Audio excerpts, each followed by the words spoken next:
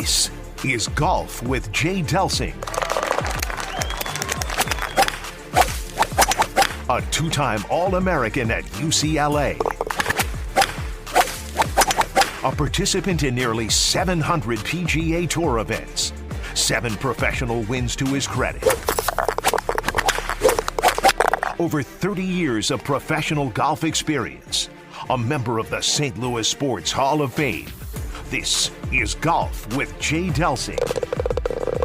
Welcome into Golf with Jay Delsing on 101 ESPN on this Sunday morning. With Jay Delsing, I'm Dan McLaughlin, and we have a couple of great guests coming up. We'll visit with Tyler Lowenstein and Zach Conlon from Elv8 Golf, located here in St. Louis. And then I can't wait for this. In studio, Doug Mitchell, president of the St. Louis chapter of Folds of Honor, and truly an American hero, and somebody you're going to want to listen to, and that's Rocky Sickmann. I've heard him talk numerous times, and now get the chance to visit with him one-on-one. Can't wait to visit with Rocky Sickmann.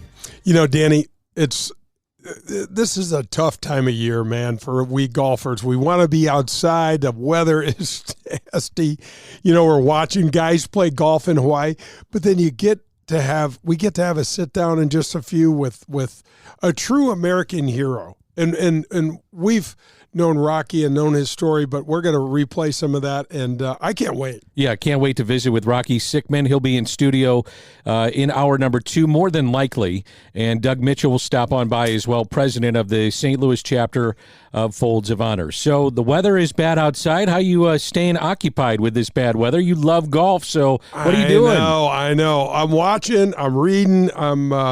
I got to go into indoor, and get some swings in, and just trying to do anything I can. It's hard not to be crabby when it's there's no sun in it, and Dan, I took for granted all the years that right around Christmas time I pack up the girls and head out and just hang out at Palm Springs in Southern Cal all these years. It was a lot of fun, but what did you think about Kevin Kisner? What did you think about the Century? It's an elevated event. So Chris Kirk, great champion, good dude, been through a lot. Yes, with his alcoholism and things. But he was the comeback player of the year. And Danny, they play that golf course. I played that golf course probably 100 times. It's not hard, but it's not that easy to the tune of 29 under par. 29 under par did get my attention. So did the weather. The weather got my attention. Yeah. It made me want to go outside. I texted you the other day. I said, man, I would do anything to go golf or fish right now. I know. I thought the same thing. I'm like, man, either one. I mean, A would be golf, but B would be fishing. I'd love to do it. And we had a couple of great fishes last year, man. We're not going to tell anybody where we did it. No, don't give away that honey spot. No, but it was a blast. And we had a few laughs on the golf course as well. Yes, we did. Now, you're asking me about the broadcast. I thought it was good. The one thing that you get when you transition like this is just it's going to catch your ear a little bit if you watch every weekend because maybe you're not used to the perspective of the analyst or not the perspective of what they see on putting or chipping or driving or whatever the case may be, but that's not necessarily a bad thing. No, and it's interesting.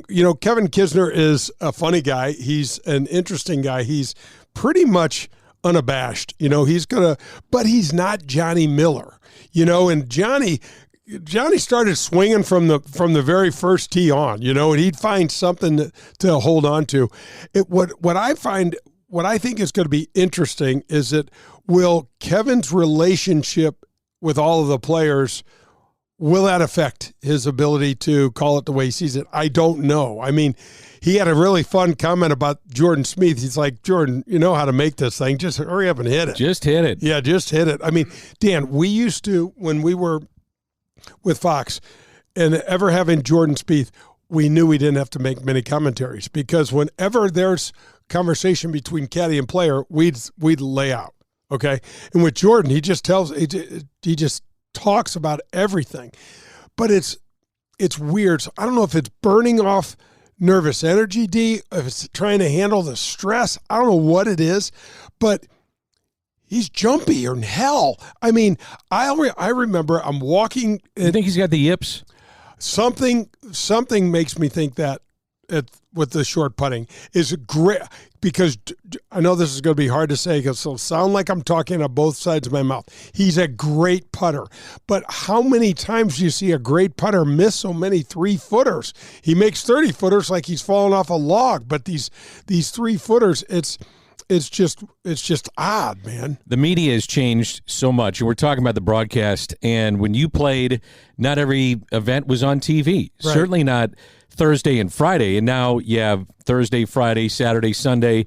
They'll even show guys just warming up on a Wednesday and going to play 9 or doing something in a Pro-Am as they get ready to play in the event. But it has changed so much. And the reason that you have that is that there's an appetite for it. If eyeballs are on it, that means advertisers will see the ratings, and there's an appetite for it. I'm one of those people. Same. I will watch what they're doing over in Europe. I'll watch what they're doing in America. Every time I go to your house, the TV's on Golf Channel. Every TV's on golf. It is. Yeah. And it's the appetite in my house is to watch golf. Yeah. That's what my kids want to watch it. My wife wants to watch it. I love it. So Doug, the dog, he likes to watch it. Doug will sit down and watch it as long as you give him a bone. He's sitting right next to you, eyeing up the TV. Yeah. But that's the thing, is that it's changed so much from when you were playing to what we see now. Yeah, it has. I mean, all for the better, right? I mean, and this is all, in my opinion, the Tiger Woods effect. And we got to talk about, and I know we're going to later in the show. We'll get to that, but it's just, he just made golf something. Jack, Arnold, Gary, Lee Trevino, all those guys did what they did, and they were pillars. But Tiger took the thing to the next level. And it's interesting to see all of the offshoots of all that. When I wanted to finish just this thought on Jordan Spieth, Dan, I can remember watching him have an 80-yard wedge shot to an extremely accessible pin on a par 5 out of Chambers Bay, and he literally took almost 3 minutes to hit this thing. So I don't know if it's that final click of commitment that gets in the way, or if it's just it's just weird, though, for a guy. Here's a guy that's won 3 majors already. We don't necessarily see that, let's say, on the putts that are 15 feet out. Certainly not 20 feet out. It's just kind of like he looks at it, gets a line, addresses the ball, and goes. Yep. A little practice stroke and then goes. But it seems like 5 to 7 footers, certainly inside of that, man, he's taken a long time to get over the putt and to make the putt and make the commitment. Somebody said something to me, Dan, when I was playing that I thought was interesting. And, of course, I didn't think at all about something like this. But he said there's nothing good about a 3-foot putt. And I'm like, well, there's something good about it. I mean, I make over 99% of those. And he's like, yeah, but you're supposed to make them. And you won't. You're supposed to make all of them, and you won't. Makes sense. Even Tiger Woods, sense. yeah. So, but I mean, if you start thinking about it on those terms, that's where you start creating problems. And for Jordan, it looks like, to your point, there's just a lot of interference. Yeah. Right. It just looks like he's got noise in his head, and he just doesn't look, for a guy that's so accomplished, he doesn't look comfortable. Do you think it's good that we have a year-round golf now with basically no off-season? From a player's perspective, I'm sure they want to get away. The top players can pick and choose where they want to play. Others are saying, no, I'm trying to keep my card, and I got to continue to play. From a viewer's perspective, a fan's perspective, I love it, but I'm not so sure it's great for the players at all. Yeah, I'm not. I mean, I can remember, Dan, when I would have a good year, it was so awesome to lay the clubs down, and I was really, really excited about playing again, and so I didn't want a huge amount of off season. I needed time to decompress, hang out with the girls and all that. But on the bad years, Dan, there was never any break because I'd play poorly, if maybe keep my card, maybe have to go back to the qualifying school. If I went through the school, I had a great record at the Q school, so I got through almost every time. So that meant there was no offseason. So the regular tour ended. Then I had to keep my game, try to find my game so I could get through the tour school, get through all that pressure and all that stuff and regain your status. And then you turn around and start playing again. And you don't want to go through that tour school again. But 12 months of a sport in a row, even though you do take some time off here and there, it's tough. But you've been on the road 25 years with the Cardinals and everything, people have no idea how hard the 162 is. Can be hard. There's no question. Grind, even when you're just the plain old bad announcer, it's hard. I mean, from a player's perspective, I don't know how they do it. 162, I don't know how they do it.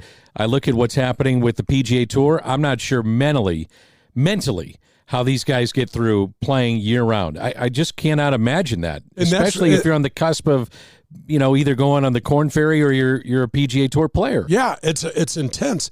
The other thing is you've got to remember that golf, 6 tournaments, we make 80% of our money. And that's right? Every single player. So when it's on, you got to keep your foot on the gas. And Dan, sometimes you got your foot on the gas and you run your car into the wall. It happens. You go but from that's the mental side of it, man. I just can't imagine it. You go from maybe you're starting Sunday's round in the top 6 or 8 or 10 or something, and you foot on the gas because you can't. You're going to get past if you just try to maintain, and then you shoot that 74 and you look down and now you're 28th. Tell me about Elv8 Golf. We're going to visit with Tyler Lowenstein and also Zach Conlon. Yep. They're going to be our guests in studio next segment. And there are indoor facilities all over the place, but this one's pretty unique here in St. Louis. It is. It's special. It's right up there with all of the best. So it's out at Lake St. Louis. A buddy of mine named Kyle Laramie is the founder. He also has a baseball facility where they work on pitching and things like that. And ironically, Dan, there's so much crossover with this tech, they're doing spin rates now and all this stuff. So the TrackMan, they have 7 or 8 bays out there, massive facility. I don't know how. One of the first things I want to ask them, how big, because it is impressive. But they have set this up like a super cool club. You walk in, there's like a center kind of a orientation place, but it has a bar there, so you can get a drink if you want to. And you look around and you're like, whoa, there's all these bays and the machines, the simulators, the TrackMan, and then there's a player's lounge where you can hang out. You can, let's say you want to go, let's say you got a meeting and then you're going to go hit a few balls. And you can go send a few emails. You can sit and relax. I think they have a ping pong table, maybe a pool table for some of the kids, but kids can come in there and get some homework done, all wired for Wi-Fi and everything, obviously. And then a little further down the road is a really cool indoor short game area with live bunker, real sand, the whole deal. Really, really super cool. And it's just, we're seeing all this stuff develop, Dan, because of, in my opinion, again, another offshoot of the Tiger Woods thing. Now and they're specializing in training. Personal training too, right? Absolutely. Not just golf specific. Right. Not just any sort of physical training, but the golf specific as well. And they want to blow up the basic hour lesson model, where they want to say, listen, we can give you 5 5-minute little components 3 different times in 2 hours and get you better, because we're going to have data. We're going to know exactly where your weaknesses are, what your strengths are, and try to get you moving through that. It's an extremely intelligent way to look at trying to get better. And it was awesome. They also, Tyler Lowenstein is he is a doctor of physical therapy, and he's the director of fitness out there, and they've got a full-blown gym. I mean, more weights than you and I want to lift, bro. That's for sure. That's Elv8 Golf. When you were playing off-season, like you said, you put the clubs down a little bit, but I know you stayed fit. Yeah. This day and age, I mean, the guys have personal trainers, the chefs, all that stuff. Yeah. I mean, that's another thing that's really changing the game, man. Yeah, man. It was, if I didn't have the girls out with me, I very seldom had a gallery. You had to bring your own gallery. But Dan, one of the things I used to, because I'm not right in the head, I would go up to the YMCA out in Chesterfield, and I was a runner at the time. And so they had a track, and every 12 laps was a mile. And I've been there. I just got the gym right below it. It's cool. And so I'd shoot some hoops. So I had this program that I worked on golf specific things, but the running helped me deal with the stress, life stress, marriage stress, all that other jazz. Sure. That, I did so well with. And anyway, I had this thing that when I started running, no one could pass me. No one could pass me. Yeah. And, dude, I remember one day I got in there, and I would run 3 miles and in there. So I got to get around that thing, got to get my butt around there 36 times. And I can remember I've got like 4 laps lefty, and I see this kid, he's about 16, and he comes in and he's hauling. And I'm like, oh, no. So, I mean, I think I either just got him or he just got me. And he's probably like, what's wrong with this old dude? He's like going to kill himself. But those are the little games that I'd always play with myself fitness-wise to just try to stay on edge. You're hanging around these guys, Danny, at the PGA Tour. It's a bunch of alpha dogs, man. Absolutely. And you better be ready. They were doing anything they could to make you not, they want to crush you. So the guys from Elv8 Golf will be our guests next segment. We're going to visit with Doug Mitchell, president of the St. Louis chapter of Folds of Honor. Also, Rocky Sickmann. Cannot wait to sit down with those two here in studio. Before we get to all that, let's tip our cap. Yeah, the tip of the cap is brought to you by, and thank you, Danny, brought to you by Dean Team Volkswagen of Kirkwood, 314-966-0303, and our buddy Colin Burnt. Guys, it says Dean Team Volkswagen of Kirkwood, but they have any vehicle, anything you need. Colin can find it and get you hooked up. We're tipping our cap to our military, all branches of the military, our first responders, anyone that's, Danny, there's a saying that when I was doing a bunch of stuff with David Faraday, and all of these heroes would say one thing, and it resonated with me. Freedom isn't free. Some of these people have made the ultimate sacrifice. You got Folds of Honor that is doing great work with scholarships for the children of the fallen or the ones that have been injured and just had their life changed through their military service for representing our great country. So we're tipping our cap to them. We're tipping our cap to American hero like Rocky Sickmann, our great buddy Doug Mitchell, who is the president here of the local chapter. And St. Louis is a special place for Folds of Honor. Anheuser-Busch and our buddies, the Schnooks family, do a lot to help raise money for those guys. So that's the tip of the cap. It's brought to you by Dean Team Volkswagen of Kirkwood, 314-966-0303. Call Colin. He'll get you hooked up. If you've never heard Rocky Sickmann tell his story, I really would encourage anybody listening right now, listen to the entire show. Those two guys are going to be in studio. If you don't know the story of Rocky Sickmann, it will blow you away, and it's amazing. Thank you to him is not it just doesn't even feel right. It feels shallow. Or insufficient, yes, or something. And I would say if you have a son, daughter, grandkids, get them around the radio to listen to his story. It is amazing. Awesome. Yep. It is truly amazing. And, Dan, how many times have you heard Rocky tell that story in a public setting or wherever? Oh, man. Probably, I'd say 8 to 10 times. Yeah. And it never. And I learned something every single time. Exactly. He does a wonderful job of recanting, and it does great on the details of it. So Rocky Sickmann coming up later. This is a golf show, and we'll tell you about what the Folds of Honor St. Louis chapter is doing. Also, Elv8 Golf is coming up. We'll take some emails as well, jay@jdelsinggolf.com. And next, we talk Elv8 Golf. This is Golf with Jay Delsing. I'm delighted to welcome the Amateur Players Tour to the Golf with Jay Delsing show. The APT team has worked so hard to establish a national golf tour for amateurs. Folks, don't miss out on this opportunity. If you love golf and ever wondered what all the fuss about tournament golf is, then this tour is for you. We just released the 2024 schedule, and it is a beast.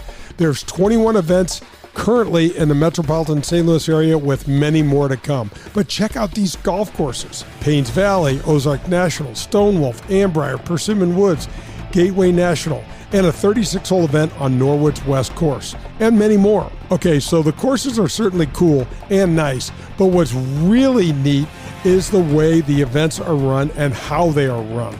The APT team does a fantastic job of closely monitoring handicaps and ensuring a good and fair competition. There are 5 divisions, a year-long points competition, major championships, elevated events, and much, much more. Right now, there are over 6,000 members in 41 different local chapters across the country, and all that's happened in just over 5 years. Join now and don't miss out on the best tournament golf in the country, run for amateurs by amateurs themselves. Go to amateurplayerstour.com. That's amateurplayerstour.com. Get ready to watch the legends of golf up close when they compete at historic Norwood Hills Country Club right here in St. Louis. The Ascension Charity Classic will be back again with some of golf's greatest names: Steve Stricker, Padraig Harrington, John Daly, David Duval, Bernard Longer, Justin Leonard, David Toms, and more will compete returning September 3rd through the 8th. Visit AscensionCharityClassic.com for information. Daugherty Business Solutions has been enhancing the business of our customers for the last 37 years. How do we do it? Through our expertise in technology, better use of data and analytics, artificial intelligence, and machine learning. We roll up our sleeves and collaborate. We build applications and effectively communicate with our partner clients to bring their goals and objectives to the finish line. Our award-winning Access Point program is a community game changer. With nearly 100 students in the program, mostly young African-American females are making between $55,000 and $60,000 per year right out of high school. That's right, $55,000 to $60,000 a year right after high school graduation. That's when they begin their training. CEO Ron Daugherty believes the talent is equally distributed, but access to that opportunity is not. So here's Access Point, providing more and more opportunity for those in and around our community. It's Daugherty Business Solutions. You're listening to Golf with Jay Delsing. To connect with Jay, log on to jdelsinggolf.com. You'll see the latest in equipment, find the latest innovations in golf, and get tips from a PGA professional. That's jdelsinggolf.com. Are you driving an out-of-warranty car? It's only a matter of time before your out-of-warranty vehicle is in the shop costing you thousands of dollars. Auto repair costs are up nearly 20% from last year, which is 4 times the rate of inflation. If an unexpected breakdown happened today, would you be ready for that? Well, now you can be with a plan through CarShield. Even if your car is just over 3 years old, it's still prone to expensive costs. Your car is more than just getting you from point A to point B. Traveling by car is a way of life. From picking up your kids to going to a new restaurant, cars are a daily essential. When you enroll in a car protection plan through CarShield, you can look forward to the following. The price will never go up no matter how many claims you file, or no matter how high the mileage on your car increases. CarShield offers protection plans that start as low as $100 per month. That's $100 per month. They have repair coverage for up to 5,000 different parts of your vehicle. Plus, when your car breaks down and you're stuck on the side of the road, you get 24/7 coast-to-coast roadside assistance. You also get complimentary towing and rental car options. CarShield has my back when my car breaks down, and they can have yours too. Call CarShield today at 800-465-6550 or visit carshield.com. It's CarShield, proud sponsor of the Golf with Jay Delsing show. Hi, this is Peter Jacobson, and you're listening to Golf with Jay Delsing.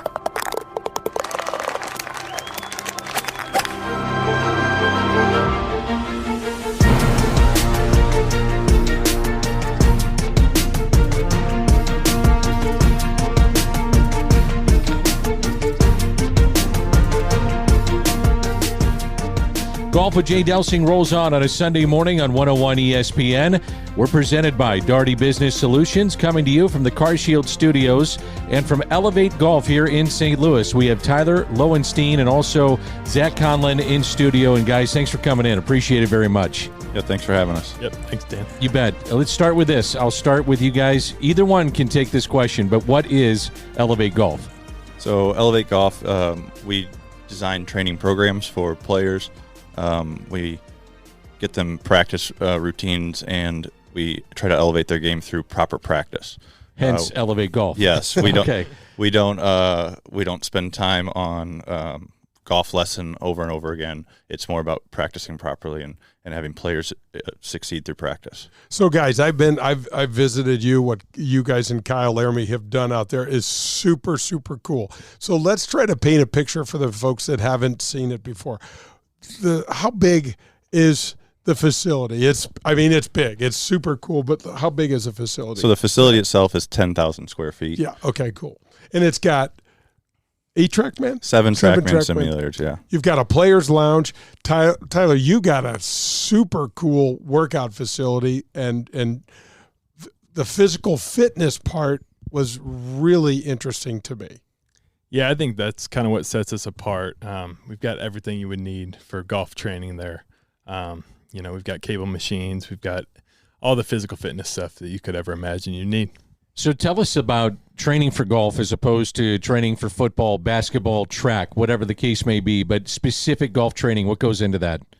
Yeah, so, what we do over there is we have a fitness assessment that I've created. I'm a physical therapist is my trade, and I've basically come up with the physical therapy side of golf, so treating people's pain, and then adding in the fitness side.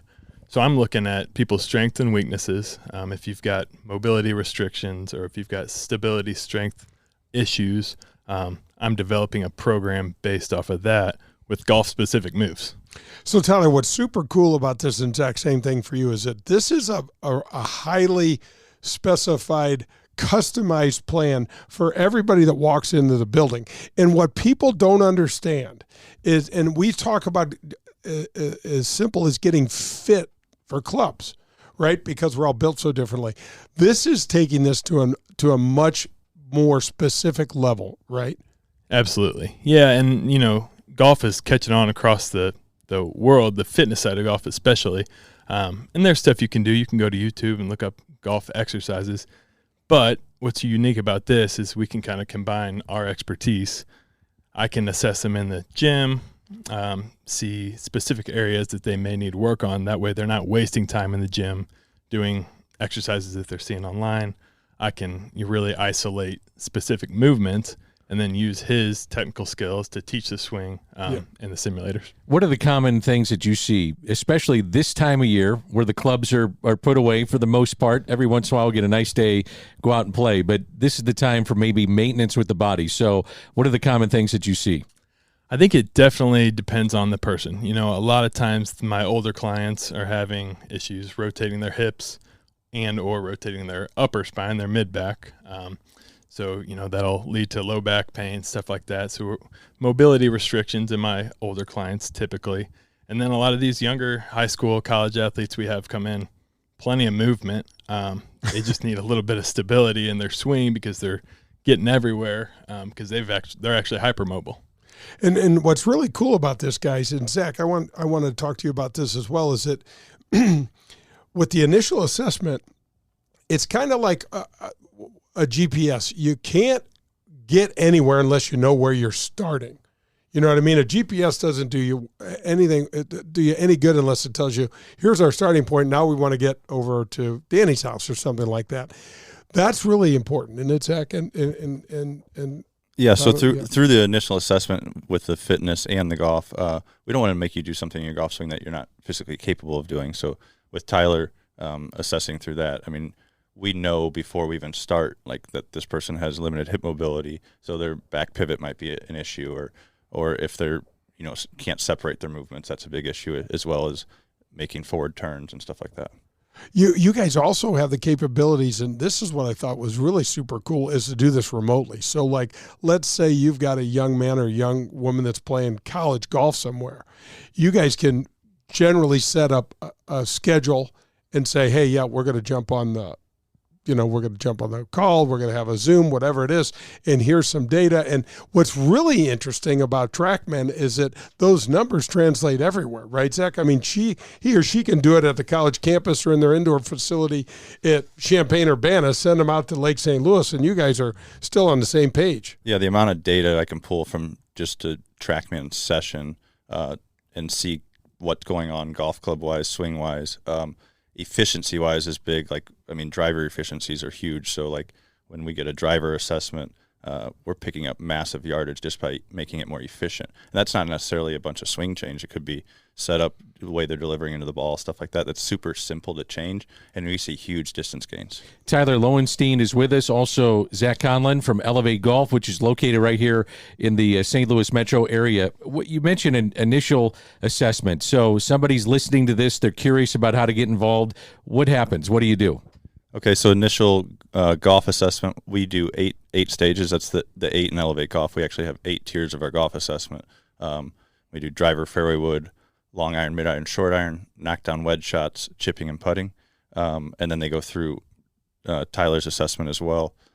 In that assessment, we're pulling all the data that we would need to get them started in a productive practice program that helps them elevate their game quickly through training properly, so they can do most of the practice on their own. They can do it at their local club if they're playing somewhere else. All of our practice program is on their phone in a software system with videos on how to do everything. Do you hear what he said? Knockdown wedges. How many times have we talked about knockdown wedges? I don't want to talk about it right now. I don't want to talk about it. I like the high flighted ones that hopefully land and give me a little got bounce. high and higher on his list. We're big, especially in a simulator screen. We're big on getting that launch angle down. They should be hitting the screen, not the netting. I'd be hitting the netting, believe me. So is this a labor of love? How did this all start for you guys? Yeah, so I've been teaching golf for a long time, more on the private one-on-one side, and pretty much this was thought up because of the issues I saw with just seeing somebody for an hour and then them going away and then coming back, maybe a few weeks later, a month later, whatever it is to them, and then not being able to monitor their practice has been a big issue with getting players to stay productive and actually make change faster. So through this, we're able to manage every shot they hit through whether we're watching, whether the machine's watching, and we're able to pull the data and then make people better by constantly keeping them on topic is really the biggest thing. And Zach, I'm so glad you brought that up, because this has kind of been generated out of a desire to try to change the way people are practicing, right? The 1 hour lesson, the whole, let's go to our guy or gal and get a 1 hour lesson. And this is kind of almost like disrupting that kind of thought, that thought for learning golf. Yeah, so a lot of our lesson per se would be either through drill, through assessment, or we give it in 5-minute bursts. We'll jump in a bay with somebody for 5 minutes, and then we can make modifications to their practice program based on what their swing's doing, and give them drills that help them with that, and then just monitor them doing them rather than sit there and give them 14 thoughts to think about and have to knock it all out in an hour, and you feel rushed because it's like, oh, I only have this much time with somebody and I need to make them better really quickly, and then you just get off topic and people are searching for different things and you give them too many pieces of information at one time. And Tyler, with your background with medical situations, especially in the game of golf, what are the common things that you see and that you have to work on? I think one of the biggest things I've seen with a lot of our members right now is they've had pain for years. They're not doing anything to address it because they're really afraid to get in the gym because they think it's going to hurt worse. Really, especially with some of my older clients, I always say motion is lotion. So if we can get you moving, we can eliminate some of that pain and get you out on the golf course playing pain-free golf a lot easier. And then what do you work on? What are some of the things like weight work? Is it core? Is it legs, upper body? What do you do? Yeah, so a lot of it is pelvic, being able to separate the lower half from the upper half, initially getting you the mobility to do it. So if you've got range of motion deficits, we're going to address those first, and then we're usually going to try to strengthen them and give people that motor control so your brain can tell your muscles where your body needs to be at that certain point. One of the things you guys mentioned too, and that I've looked into, is the memberships. Talk a little bit about that, because really what you're doing at Elv8 is different from start to finish. Yeah, so membership-wise, the biggest thing we're asking for is commitment level from players. So there is no, I'm going to take a golf lesson, and there's really no magic sauce here, right? So you can't just take a 1 hour lesson and expect to change your game substantially. So what we're getting is with membership, we do monthly memberships. So we're at least committing for that period of time, but it also people are practicing 5 days a week up to an hour and a half a day. So we're talking 7.5 hours of productive practice a week, we're getting player commitments. And when they commit like that, they grow so much faster. Even with the kids coming we got kids riding together from school coming out there. The community we're building with the players, and they're wanting to be there and wanting to practice. It's really neat to see, but these players are committing more than they ever have. Do you find that parents are saying, this is where I want to start, this is the best way to get my kids involved in the game of golf? Yeah, so we have programs all the way from people that have never touched a golf club before. This weekend we're launching our little birdies, which is our young kids kind of intro to golf, more clinic-based stuff, and then kind of a feeder into our training programs. So you guys have, and Danny, Adam Betts down at Family Golf and Learning Center has a phenomenal little short game inside area. You guys have a phenomenal short game with real sand. Yeah, we have a real bunker in there. They got a real bunker. It is really fun. There's some games to be had over there. So when you and I know about that. So when I walk into your facility, what am I going to see? Visually, give us an idea for folks listening, what it's like, what are you going to see, how much square footage, all that. Yeah, so typically when you walk in, most people get their phone out. You walk in, you 7 simulators right in front of you, all kind of centered around a little bar area, and then we have a players lounge. We have PS5 ping pong for the kids after training. They hang out. The ping pong battles have been getting pretty intense up there lately. Down the hall, we've got a 3,000 square foot short game area. We have 2 greens, a bunker, 1 flat green to practice putting on, chipping green with some slope in it, and then Tyler's fitness area that is really state of the art. For people that are listening to this and they want to get involved, what's the best way to do it? So our website would be a great place to start. It's elv8golf.com. Emails on there, contact info's on there, membership information. You must love what you do. I do. This has been a dream to have a facility like this, but not only that, but just the organized programming and the fact that we can have so much outreach to people outside of the facility as well. You know what's super cool, guys? This is the perfect time of year. The perfect time of year to be coming to you guys. But when the weather does get good, there's a really nice blend. Nothing beats playing on the golf course. We all know that. But there's a super nice blend to be able to go in, get on the TrackMan, get your numbers, and then head outside. Yeah, I mean, the biggest thing that we're making available in our area is people put the clubs up in the wintertime even if there's a simulator to take golf lessons or something like that, the biggest hang up was, well, I don't have anywhere to practice those, what I'm learning. So every other sport, they're training in the off season. We're trying to make that a priority here. Is like, we don't need to be taking golf lesson while we're trying to play in tournaments and stuff like that. Like, we need to get prepared before season starts. Guys, one of the things that Danny and I talk about all the time on the show, especially this time of year, is, folks, get your butts off the couch, man, especially as you age. How come I'm the oldest? I'm always the oldest guy in the room. Jay. Everywhere I go now. Anyway, you got to get your old bones up, and you got to get moving around, and this is a perfect way to do it. I'm sure you feel that way, especially from your side of the business. Yeah, exactly. And that's what I think this provides such a unique opportunity for that, because, you can come into our facility, you can do your exercises there. I go over goals with each one of our members, our athletes, at the beginning of the assessment. And, if their goal in the summer is to be at the golf course every day, we can program a session for them to do while they're on the first tee box or at home before they go out and play. So it's really something you can do anywhere. Elv8golf.com. And where are you guys located? So we are located in Lake St. Louis, Missouri. We are off Highway N. All right, Lake St. Louis, Missouri, Highway N, elv8.com. Guys, thanks for coming in. We appreciate it. Yeah, thank you so much. Okay, good luck, guys. We really appreciate it. Tyler Lowenstein, Zach Conlon, elv8golf.com, and this is Golf with Jay Delsing.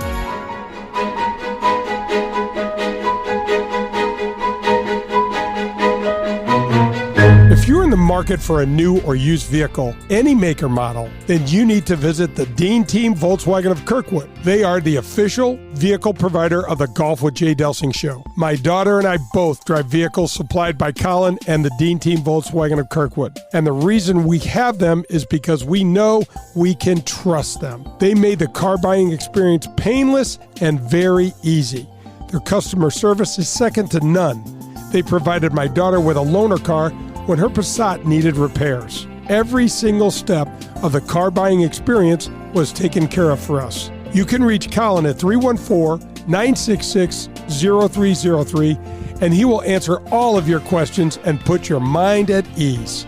The Dean Team Volkswagen of Kirkwood has new or pre-owned vehicles to be purchased or leased, whichever you prefer. Once you visit the Dean Team Volkswagen on Manchester and Kirkwood, you'll become a customer for life because they'll treat you like family. The Dean Team Volkswagen of Kirkwood, the official vehicle provider of the Golf with Jay Delsing show. Hey, St. Louis, Eddie McVeigh here from Maggie O'Brien's. When you head downtown for a concert or Cards or Blues game, and now for the St. Louis City soccer game, please come see us at Maggie O'Brien's before and after your event. Take our shuttle to and from or stay in-house and watch your favorite team on our multiple high-def TVs. We look forward to seeing you soon at one of our 2 locations in Sunset Hills on South Lindbergh or downtown at the corner of Market and 20th Street.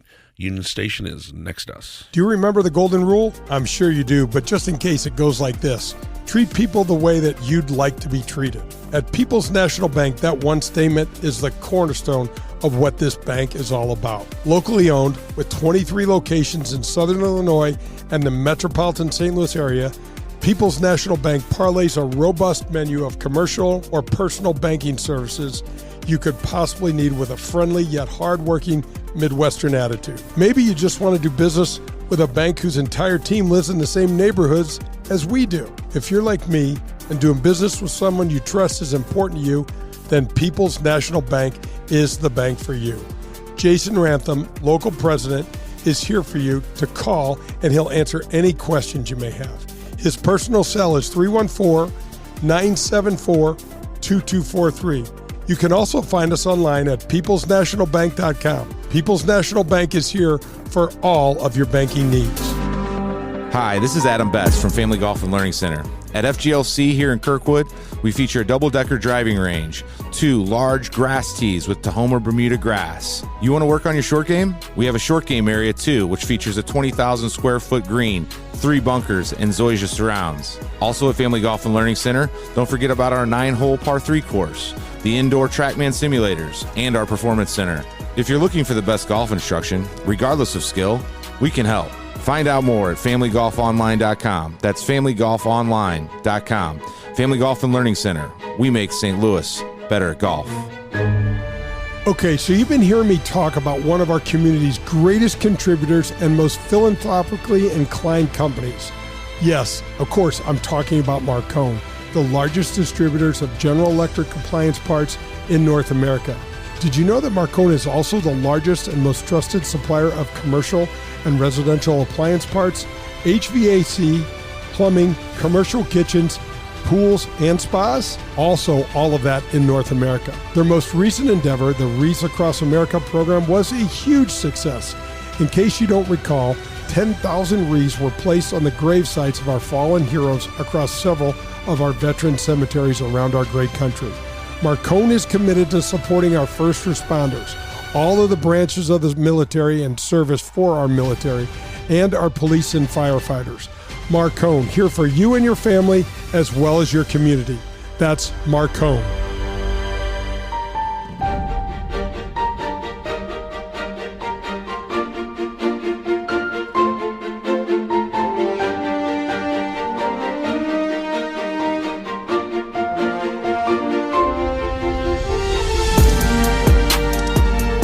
Golf with Jay Delsing this Sunday morning on 101 ESPN. Our thanks to Tyler Lowenstein and Zach Conlin of Elv8 Golf. That's Jay Delsing. I'm Dan McLaughlin. A little later in the show, we're going to visit with Rocky Sickmann and also Doug Mitchell, president of the St. Louis chapter of Folds of Honor. Elv8 Golf, pretty cool place here in St. Louis. Yeah, absolutely. Tyler and Zach, it was great to have them in studio. I forgot, Danny, about their membership program, and I think that's, if I'm a young kid, come on, man, you're all over it. I mean, even if I was playing basketball, I'd still be able to go in there, pound out a few, balls, hit maybe for an hour, or squeeze it in somewhere along the line. It's really neat. The remote feature too. If you get connected, one thing I'll tell you about the PGA Tour. You asked him, but I was curious about that. So go ahead on the PGA Tour. So one thing about the PGA Tour, D, these players go no time without seeing their instructor.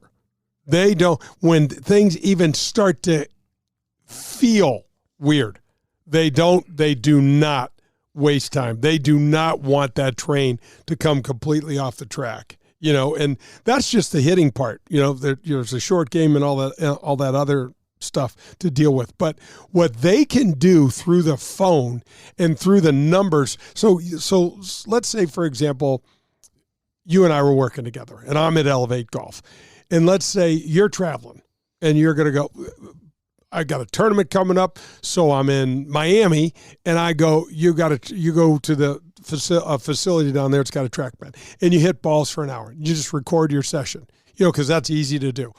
You send that data, and we start talking about it, and we can get instant feedback about that. And there's specific areas that affect certain things, and that's what Zach, along with so Zach will help identify a problem with your swing, and Tyler will say, here's one of the things where you need to get stronger. Like, one of the things, I'm going to stand up and I'm breaking my rule right now to give a golf lesson over the radio, but D, one of the things that is so common flaw is that on our downswing, the center part, our core part of our body, gets smashed in closer to the ball. Okay, smashed it in closer to the ball, where the club and the shaft gets stuck, and you feel like, I didn't even hit that dang thing. Yeah, I swung at it, I didn't make connections, I didn't hit it.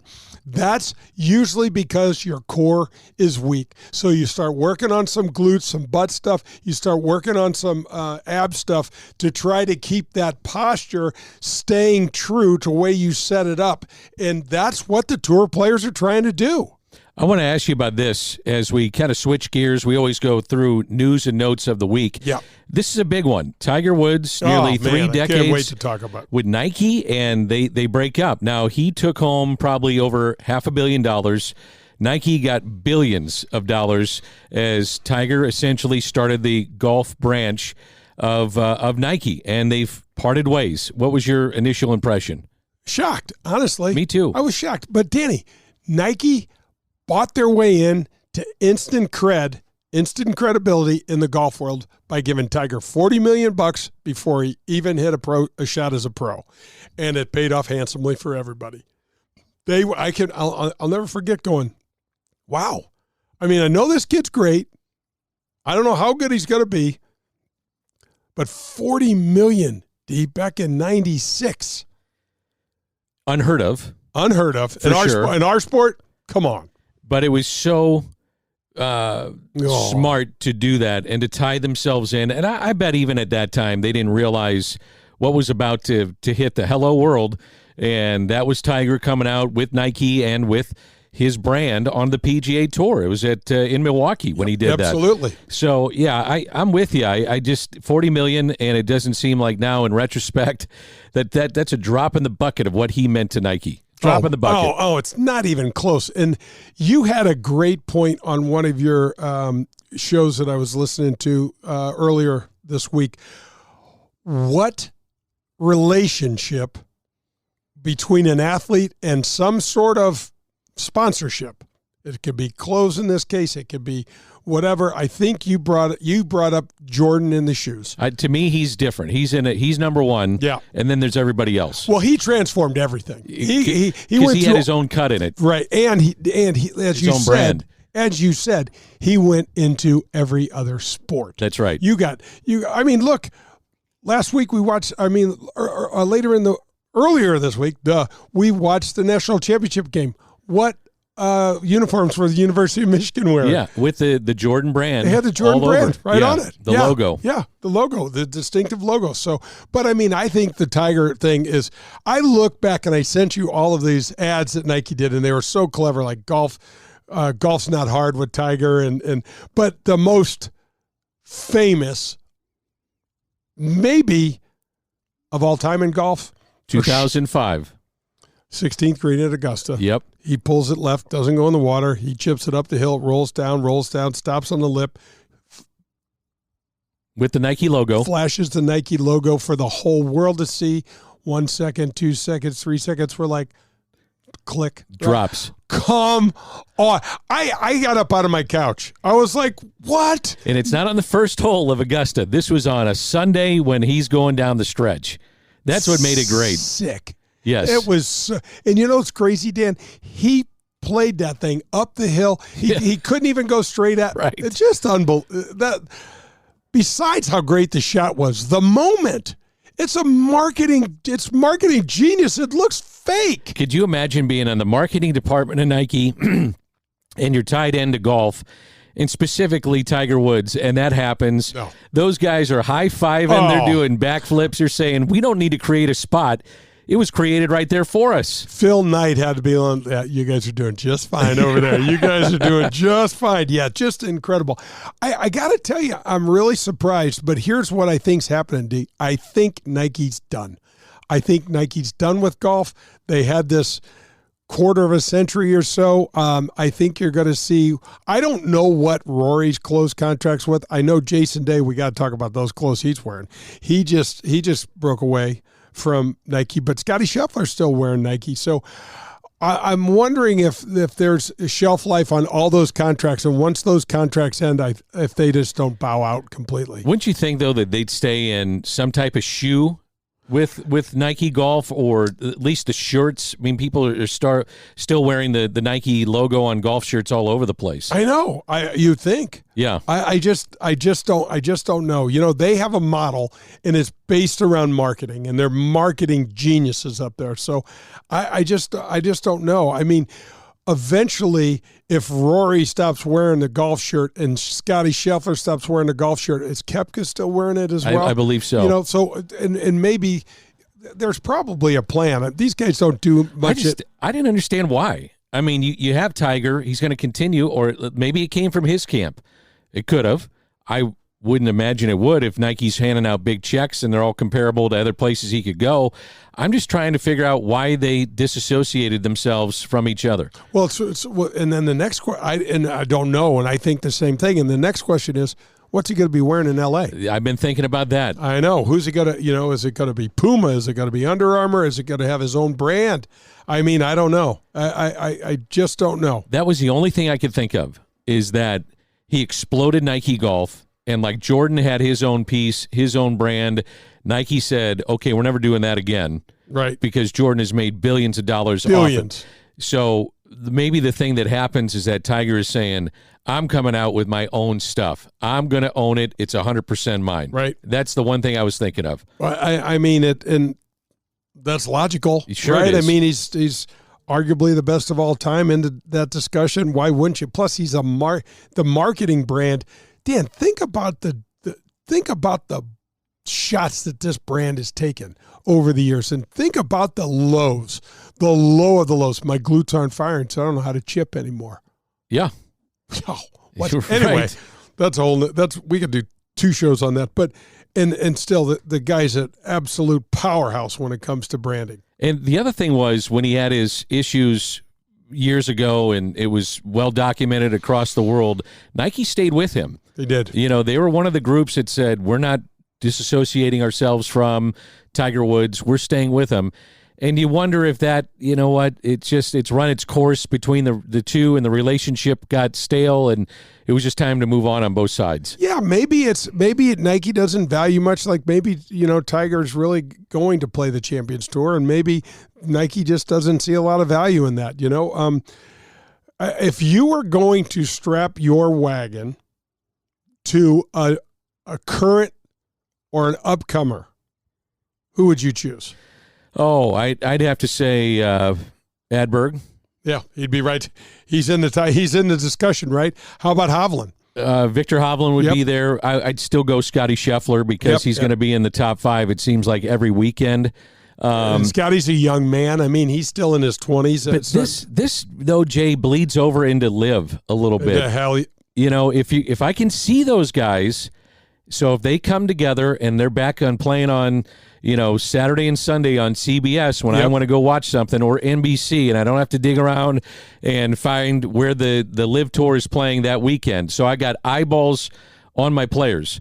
I'd have to go back and look at Koepka again, and DJ, and what's Phil Mickelson, because you're going to show Phil a lot. Right. Whether he's in contention or not. Right, Dan, that's the thing. And that's what makes you wonder about Tiger. Maybe Nike just said having Tiger play 4 to 5 times a year just is not worth it. Sure. Because anytime Tiger just walking on, it's a billboard. Well, and think about in his tournament or in the Genesis, he's going to be brought onto the set and he's going to wear your brand. And he's going to be on national TV for 5 to 7, 8 minutes wearing your brand. Yeah, all the time. Yep, that's right. Constantly going back and forth. And to your point, I mean, that's the thing about Philly Mick. Whether it's games there or not, he's still going to be drawing attention. Right. And he's still going to be, so it'll be interesting to see. Tiger, when it comes to the business side of this thing, man, it's an entirely different animal. Totally different animal. Yeah. All right, coming up, we're going to visit with Doug Mitchell, president of the St. Louis chapter of Folds of Honor, and also Rocky Sickmann. Cannot wait for this visit. And again, we encourage everybody to listen to his story because it's pretty remarkable. Absolutely. I can't wait. All right, that's Jay Delsing. I'm Dan McLaughlin. This is Golf with Jay Delsing.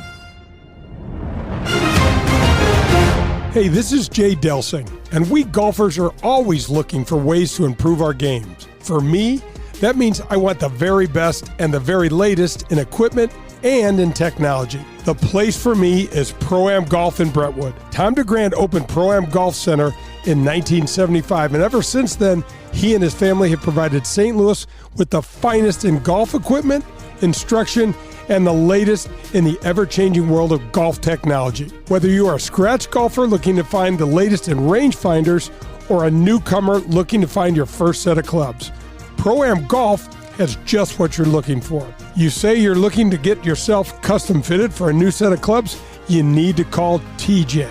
He has fit me personally, and he is the best in town. If you mention my name, CJ will take 50% off the already low fitting price.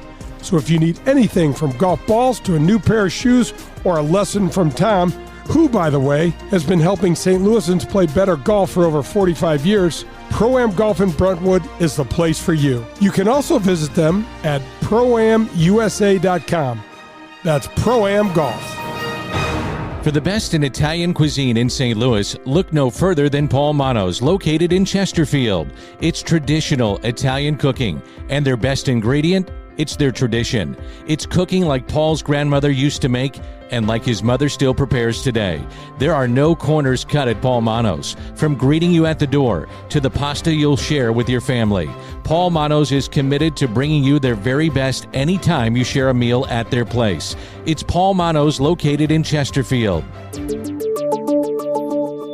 Powers Insurance and Risk Management is a family-owned local business that's been helping our community for over 200 years. In the always confusing world of insurance, Powers Insurance provides clarity, exceptional service, and the latest in cutting-edge products to deliver the highest quality in property and casualty coverage, as well as strategic planning consultation services. Powers Insurance and Risk Management will partner with you. That's right, partner with you to customize the right coverage for you and your family. Tim Davis, the Chief Operations Officer, will personally sit down and talk you through the ins and outs of your policies. They are experts at helping you control your workplace expenses and helping to guarantee the safety of you and your employees and their needs. You can visit them at powersinsurance.com. That's powersinsurance.com for all of your insurance needs. This is Paul Lazinger, and you're listening to Golf with Jay Delsing. Redbird Heating and Cooling sponsors the Veterans Vocational Apprenticeship Program. Jed Dickinson, CEO and retired Navy man, will teach, mentor, and sign off on educational and mechanical work hours to help you get fully licensed while you work and get paid for the company. What a great way to launch your career as a fully licensed HVAC specialist. Call Redbird Heating and Cooling today. That's 314-320-9507. That's Redbird Heating and Cooling.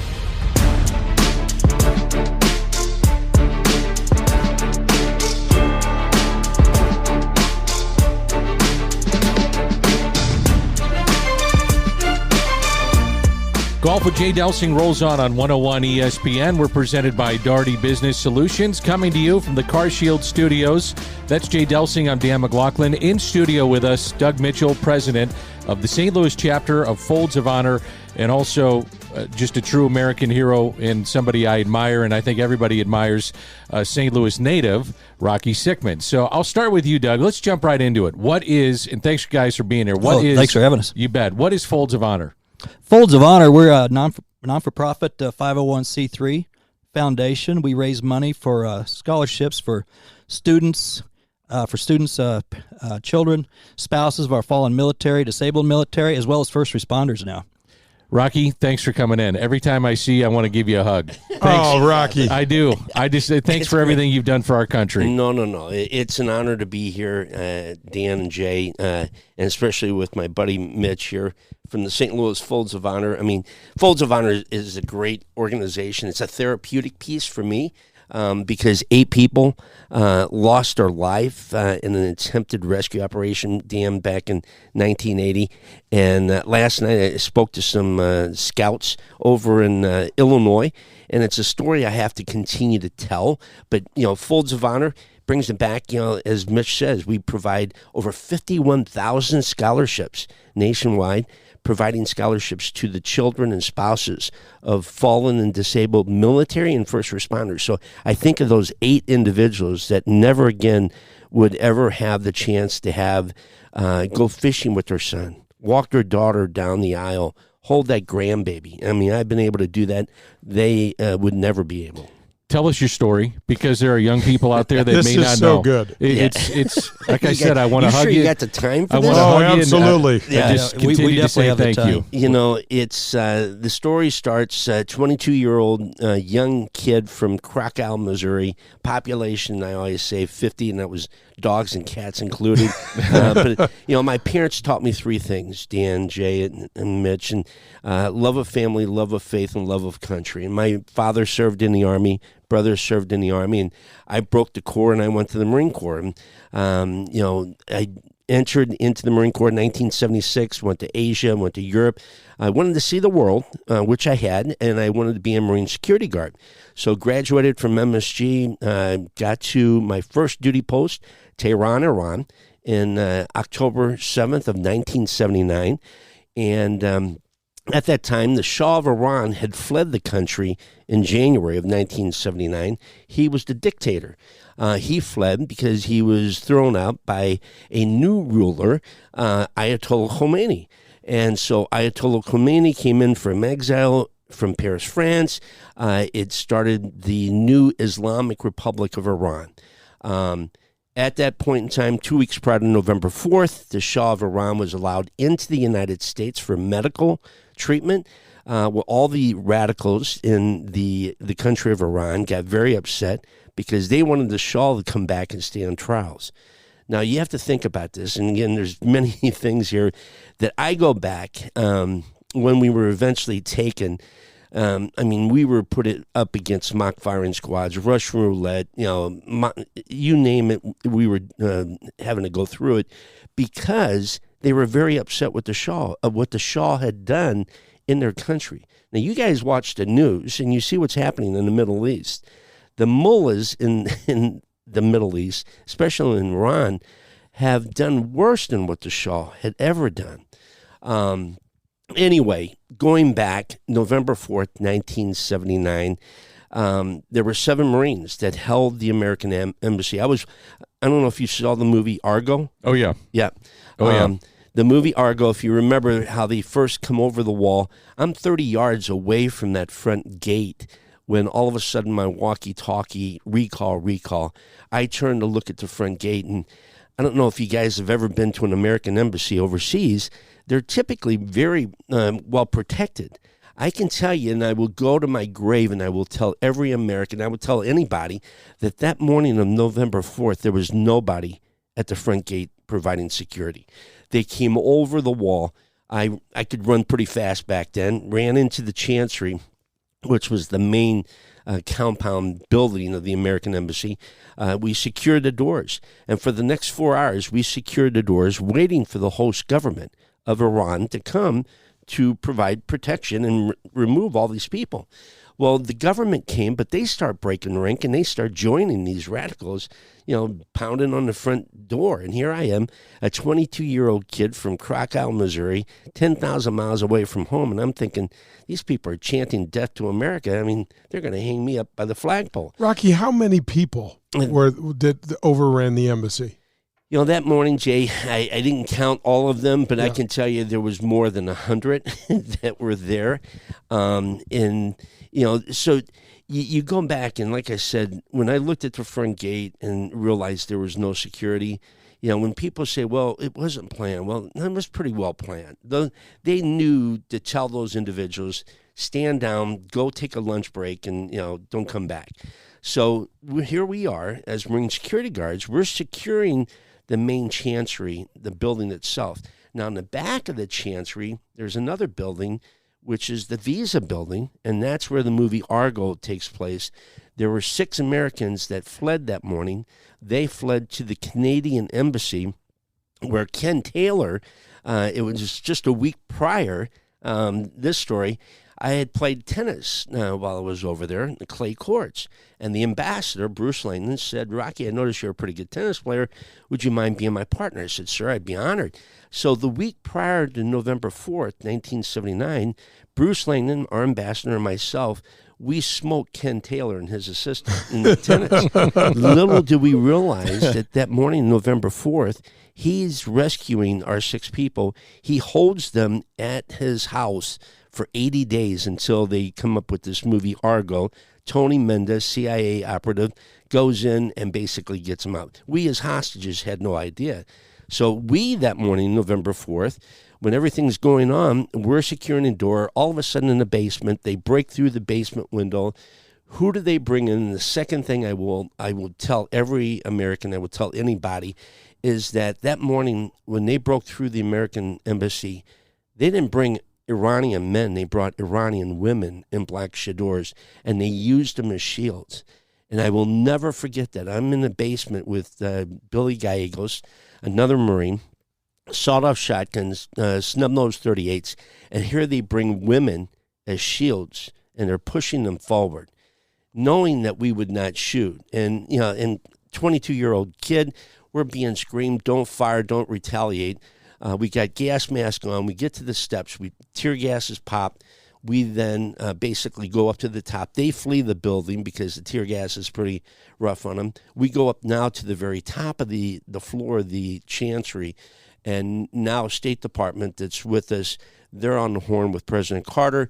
President Carter says, give yourself up. We'll get this resolved with diplomacy. That was November 4th, 1979. And then for the next, after we gave ourselves up, the Marines were the first ones out. I sat tied to a chair, very similar to this chair, but a little more sturdier, a wooden chair. I sat in a corner of a room for 30 days, and my legs were tied to the legs of the chair. My feet were tied to my arms were tied to the arms of the chair. My feet were tied to the legs of the chair. And you were put into a corner of a room, and you were put there. And I mean, you're in a very dark place. I mean, I had never gone through training to be held hostage, and especially for 444 days. And so the only thing I could think of, you guys, was going back to my childhood of growing up in Krakow, Missouri, and just, reliving every event, playing hockey on Bestie's Pond, playing basketball, playing football. We just, 50 years ago, we won our 1973 state championship football. And we just had been indoctrinated into the Missouri Sports Hall of Fame. Adam Wainwright was there that night. So was Jay Delsing. Yeah, that's where I saw you. Yeah. That night. And so we were honored. So here I am being tied to a chair. I'm reliving that game. I mean, I'm reliving everything because I spent 2 Thanksgivings, 2 Christmases in that hole. And that first one was tied to a chair, and I'm sitting there thinking of what my parents are doing back home. And little did I realize, you guys all have families. I mean, imagine what my poor family was going through, my mother and father. For 444 days, the media lived in their yard. So we spent our first Thanksgiving, Christmas. We were then put into a room. We're about the size of this room right here. In fact, 2 of us, 2 others, there were 3 of us, lived in a room for 400 days. We went outside 7 times out of 444 days. And so you would live in that room. I mean, us 3 would live in that room. You told stories, you laughed, you cried, you told more stories, and you would just try to pass the time. And little did we realize, April of 1980, there was a rescue attempt, and we were still at the American Embassy since November of 1979 to April 25th of 1980. They basically removed all the stuff from the offices, and that's where we were held. If you wanted to go to the restroom, knock on a door, put a piece of paper underneath the door, and they'd come and blindfold you. You never left that room until you were blindfolded, and they would take you to the restroom, unblindfold you, you went to the restroom, you come back, knock on the door, they come and blindfold. Even if it was 5 feet away, they blindfolded you. You were blindfolded for 444 days. You were tied for 444 days. And so little do we realize that night, something had happened. You could hear people running up and down the corridor, and all of a sudden they came into our room the night of April 25th, and they had found the charred bodies of 8 servicemen, where a CH-53 helicopter had collided with one of our C-130 planes and killed 8 individuals. And it was a big ball of fire. But the United States made it into the heart of Iran that morning of April 25th. Well, the Islamic Republic of Iran, they finally found the charred bodies in the helicopter, and they said, the United States is attempting to rescue these guys. We got to move the hostages. So that's what they did. They took all the hostages and they moved us.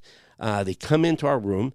I was handcuffed to Jay's left hand. My left hand was handcuffed to Dan's right hand. We're handcuffed. They blindfold us, take us downstairs, through the basement, through the back, into a vehicle. Dan's left hand is handcuffed to the vehicle. Jay's hand is handcuffed, right hand is handcuffed to the truck, or the right side of the vehicle. You're sitting upright, you're handcuffed, you're blindfolded. They take a picture of you and they put a blanket over top of us. And there they drove us for from that night of April 25th to the next day of April 26th. If you had to go to the restroom, you had to do it on yourself. I mean, there was no stopping at a convenience store. I could not believe my life was turning into this situation, and you saw no end. And you're wondering, what's going on?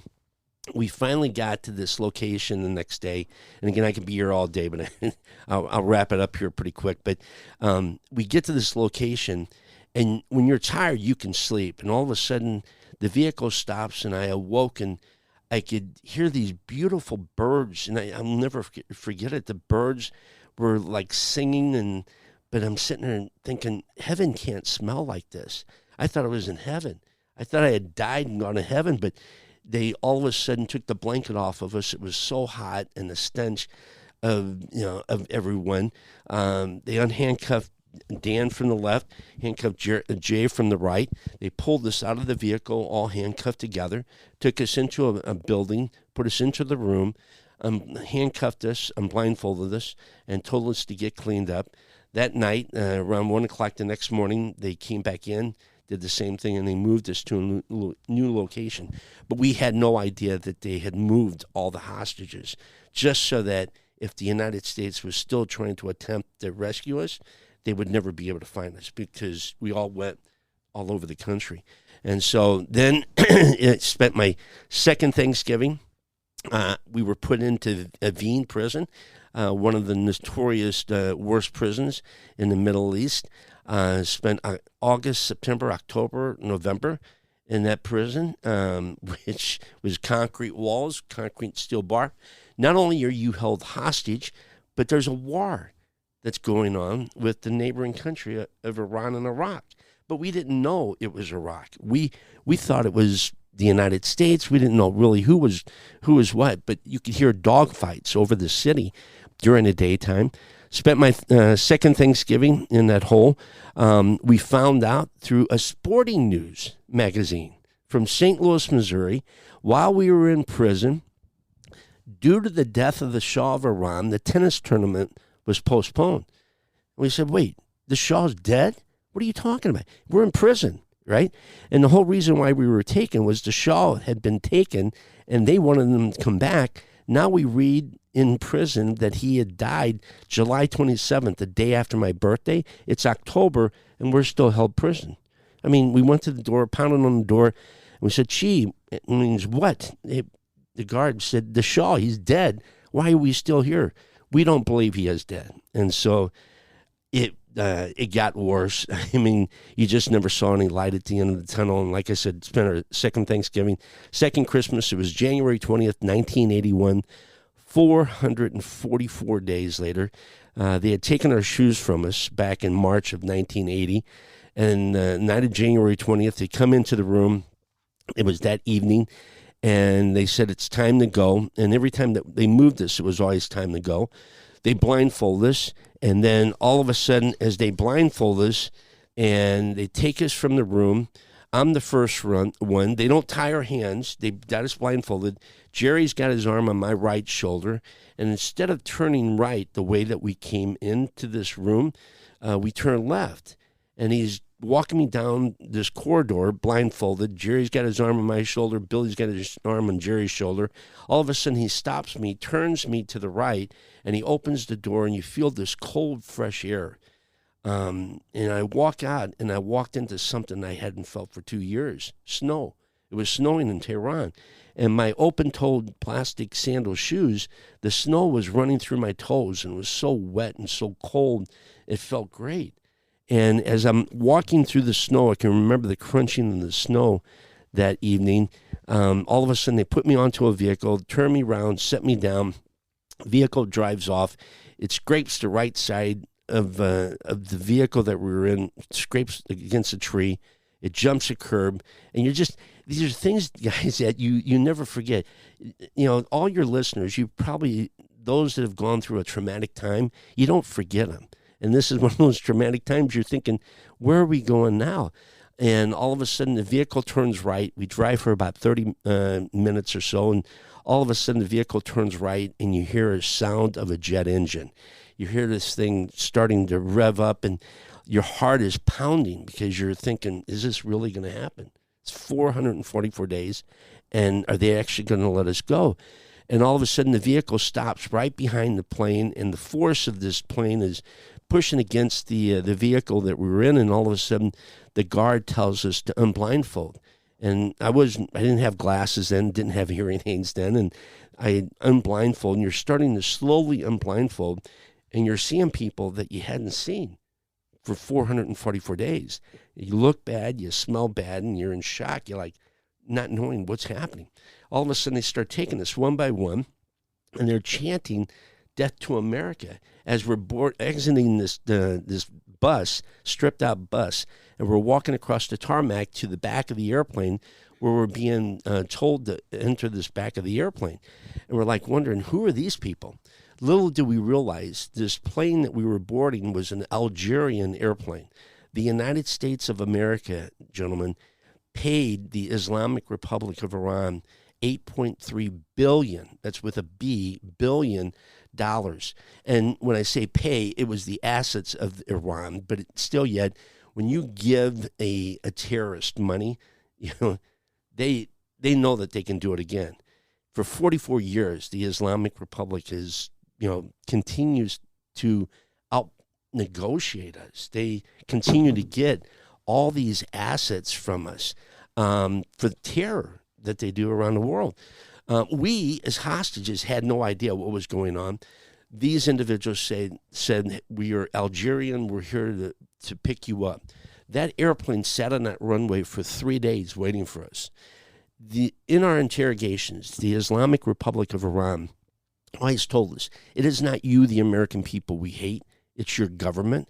But we will use you to humiliate your government. And so that's what they were doing.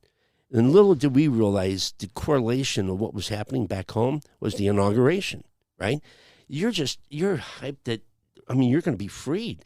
And all of a sudden they put us on this airplane and they start to close the door, and you're looking around saying, wait, where's Gene? Where's Debbie? Where's Judy? Where's Kurt? Where's everybody else at? You're realizing that there have been 60-some Americans at the American Embassy on November 4th. Now it's January 20th, 1981, but we're missing people. And they had to assure us that, no, those people were let go a year earlier. We had no idea that we were the remaining of the Americans, that others were let go a year earlier, which is good that they were, but we did not want to leave anybody behind. And they assured us, no, everybody is accounted for. We must leave very quickly. We've been waiting for you for 3 days. Pilot gets on, broken English, and says, please be seated. And so the plane is like very quiet. The only thing you can hear was the sound of the jets. We get to the end of the runway. He's got the foot on the brake, and he starts accelerating. The plane's shaking, and all of a sudden it comes back down to an idle. I might look normal on the outside, but I'm all screwed up on the inside. The things that they did to us, just the mind games. You're sitting there thinking, it's one last mind game that they're doing. Little did we realize that President Carter was still in office.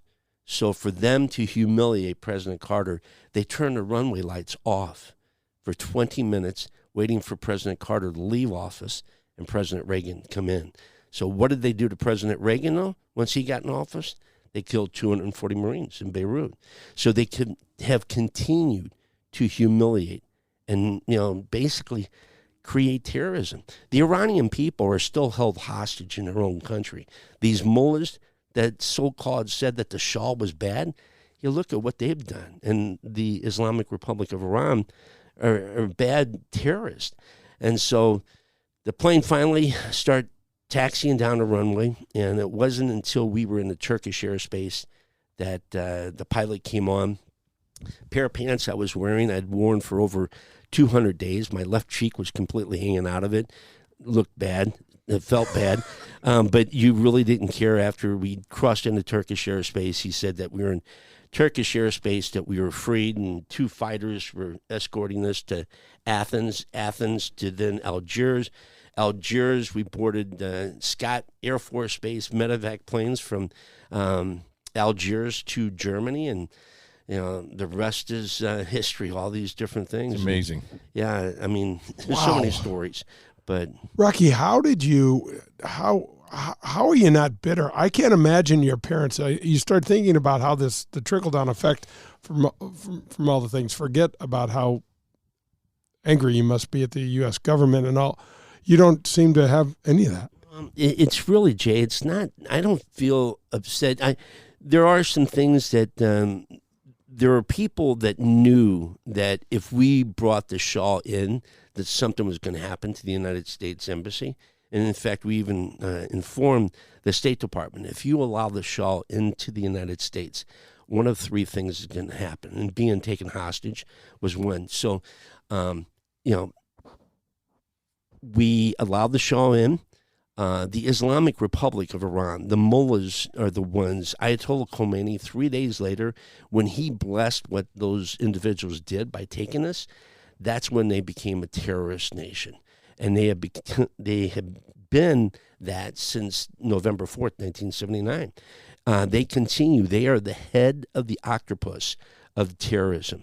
Hamas, Hezbollah, Houthis, they are all just arms of that big animal, and that's Iran. The Iranian people, I feel for them. And like I said, the freedom that we enjoy each and every day, you know what? I wake up and I take a shower every morning. You know why? Because I can.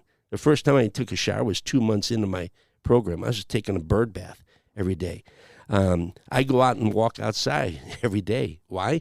Because I can. I mean, the things. But my poor parents, I had no idea what the toll it took. I'm now a parent. And like I said, and this is where it gets really upsetting, to see what my poor parents went through. Every morning, noon, and night, they would try to continue to go. My father was a concrete mixer driver. He would leave home. He would get to the yard, get his truck, fill it up with concrete. He would leave the yard and start driving. And they would have to call him and say, "Hey, Verge, where you at?" He was just out driving. He wasn't thinking about laying the concrete. He was just thinking about what was happening to me, as we would all be thinking about the same thing. And so my brothers and sisters, Jill, God love her, she waited for me for 444 days. She was 18, beautiful girl. Still is? No, she is. Yes, she is. And but yeah, we get home, and as I spoke to my mom and dad, my dad goes, "Rocky, Jill's here." I said, "She waited?" He goes, "Well, she wants to talk to you." I'm thinking, "Oh, shit, that doesn't sound good. I mean, what the heck?"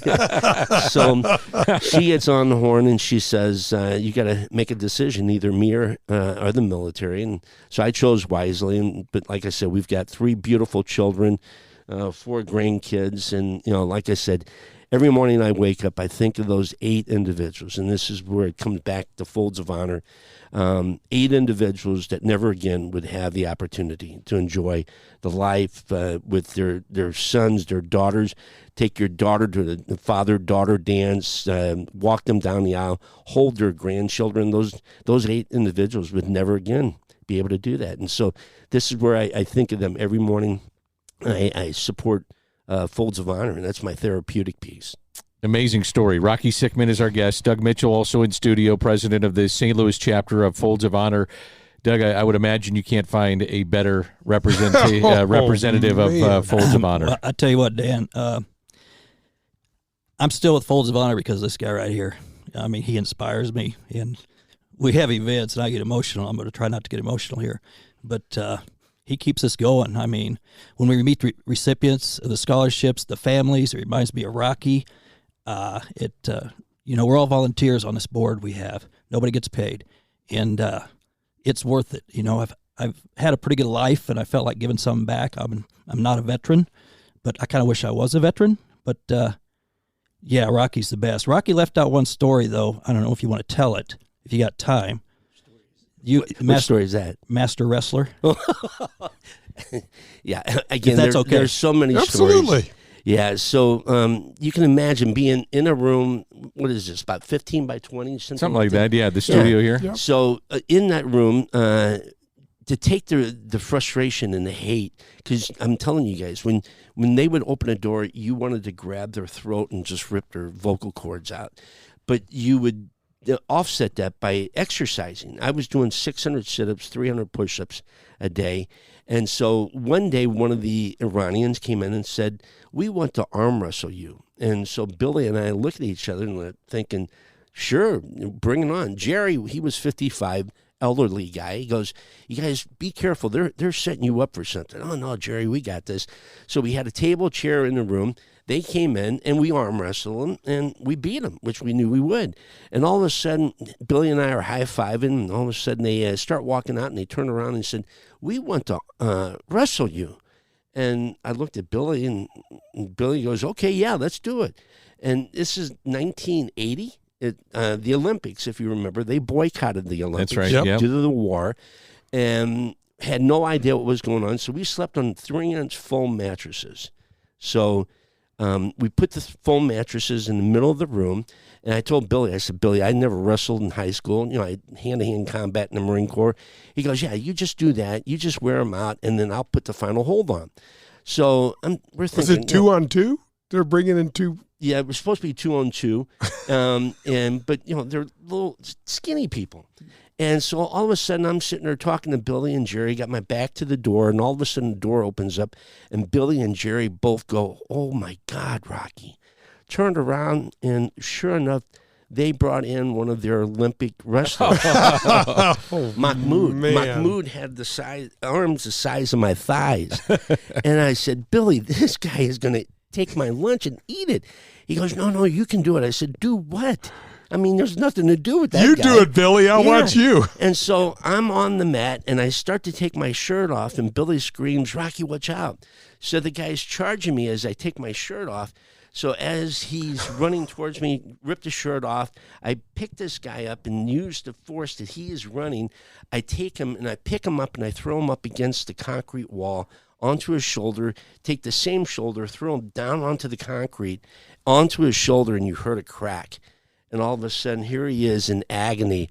And all of a sudden, I get up, look at Billy, we high-five, and we look at the guards, and they all have their mouth closed like, oh, my God, this wasn't supposed to happen. Wait a minute. Now So what? Yeah. I was given a gold medal by the guys that were on that rescue operation. They heard about this story, so they presented me a gold medal amazing. for 1980 wrestling championship at the Tehran hostage games. That's amazing. That is amazing. This has become your life's work, hasn't it, with Folds of Honor? Oh, it is, Dan. I mean, like I said, those 8 individuals, and as Mitch said, there's 51,000 stories. My story is just one of those 51,000. And we've got stories of these young boys, girls, spouses of these fallen and disabled, and now first responders. I mean, you guys think about 9/11, when people were running away, our first responders were running into the building. So that's why we wanted to include first responders. And but yeah, there's so many stories out there. But yeah, for me, it is one of those things that I will never forget what those 8 did for me. And for me telling that story to those young scouts last night, to your listeners here today, and just so I don't really get to work with the chapter as much because I'm nationwide. I work for Folds of Honor full time, but as Mitch said, these guys are chapters. We have about 32, 33 chapters that are volunteers. So I travel still all over the country and work with our Anheuser-Busch wholesalers and different retailers to generate. But when I am home, I try to participate because that allows me to be home. We lean on you quite a bit. Yeah, which I love it. I mean, because these guys, they do so much. I mean, over $1 million in 1 year, $5 million in.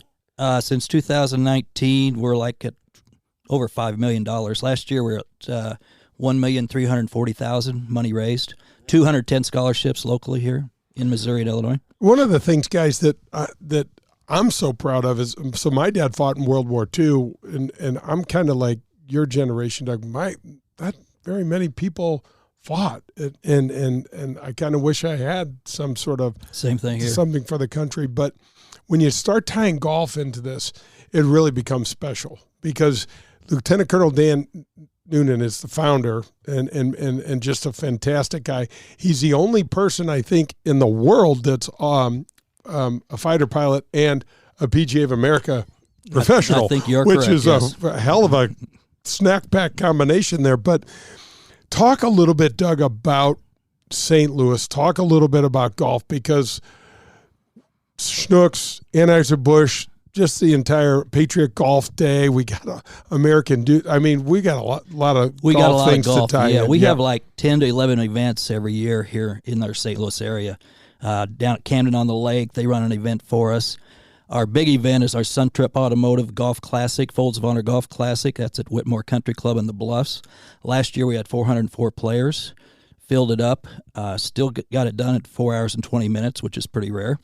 You had them doing double time out there. Double I think. time. That's as rare as it gets. Yeah. It's as Good rare for as it you. gets. Yeah.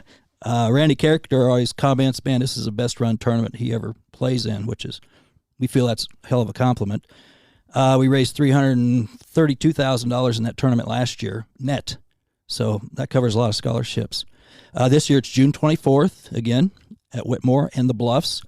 And this year we stepped up our swag bag. You know, everybody's tired of getting polos and ball caps and stuff. We're still getting Folds of Honor ball caps, but every entrant will get a Folds of Honor golf bag, which are very pretty, nice. pretty sweet. What's the best way to find out whether you want to play golf or not, but just get involved in the chapter, especially after you hear Rocky's story, or you may be intimately involved with some other story that is a family member, a friend, that kind of thing. So what's the best way to do it? Dan, probably the easiest way is just go to stlouisfoldsofhonor.org, and all our information is on there, our events. I know the Golf Classic is already listed on there for June 24th. We'll be coming out with some social media posts shortly. And to your listeners out there, this thing fills up pretty quick with sponsorship. In the last 2 years, we hadn't had to go out and solicit foursomes to fill the tournament up. We have a waiting list with sponsorships. So it's a good problem to have. So it's a great event. It's a great day. Trying to get Lieutenant Colonel Dan Rooney in this year to talk. So he's a lot better speaker than me, that you can obviously see right now. Oh, you're doing great. Rocky, it's gotta feel so good to see in such a horrible situation have such a positive light at the end of the tunnel with your experience and how you're using it with Folds of Honor and paying it to the children of these fallen and things like that. Jay, what's really interesting is 2007, I'm the director of military sales for Budweiser. And I just so happened to be at home because being director of military sales, you travel the globe. All of a sudden, I get a call from security and he said, hey, there's a guy downstairs who wants to talk to you about a military program. And he's in a flight uniform. And I said, okay. Went downstairs, and sure enough, in the lobby was a skinny little guy in a flight uniform. It was Major Rooney at the time. Now he's Lieutenant Colonel. Yeah, but Nooner. And so he says, I'd like to share this story with you. And I said, sure, let me get a conference room. He told me his story. I told him my story. And it's never been the same since. Rocky, we'll wrap it up with this because I know you guys need to get going. What would be your message to those that are listening to this about country, about family, about what this is all meant to you? What is your message? Yeah, I go back to my parents teaching me again, love of family, love of faith, love of country, and know that there are men and women around the world. As we just came out of the holidays, there were individuals all over the world providing this protection, and we forget about that. Freedom is not free. And so what we want to do at Folds of Honor is we want to honor their sacrifice, educate their legacy through Folds of Honor. And so please, have the listeners contact stlewis.foldsofhonor.org to help provide those scholarships, because we have 51,000. We're bringing in a lot of money, but we still had 3,000 recipients that we could not provide scholarships for last year. So support is definitely needed. I think I just read something, fellas, that the amount of money that goes to admin from Folds of Honor is next to nothing. I mean, so folks, any dollars that you contribute, well over 90%. We're at 91%. We're rated in the top 1% of all charities in the country. Amazing. Saying thank you to you, it doesn't do it justice. It's not enough. But thank you. Thank you, Dan. Thanks for coming in. Great to see you, You too. Jay. Thank you so much, you guys, for helping to educate everybody about who Folds of Honor is and what we do. Two greats here in town. This is Golf with Jay Delsing.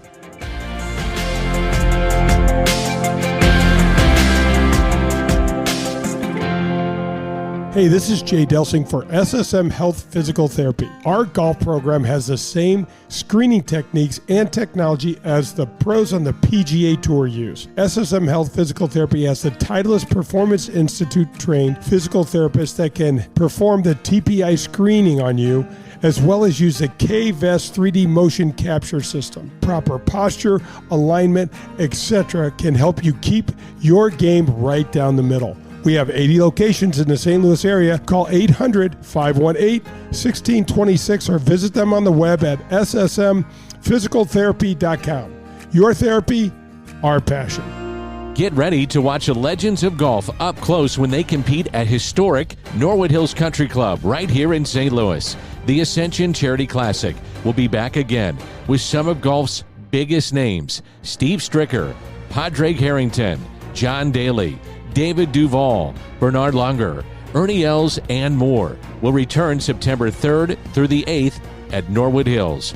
All tournament proceeds go to area charities serving North St. Louis County youth and families. Sponsorship opportunities, Pro-Am foursomes, and more information available for you at AscensionCharityClassic.com. Daugherty Business Solutions has been enhancing the business of our customers for the last 37 years. How do we do it? Through our expertise in technology, better use of data and analytics, artificial intelligence, and machine learning. We roll up our sleeves and collaborate. We build applications and effectively communicate with our partner clients to bring their goals and objectives to the finish line. Our award-winning Access Point program is a community game changer. With nearly 100 students in the program, mostly young African-American females are making between $55,000 and $60,000 per year right out of high school.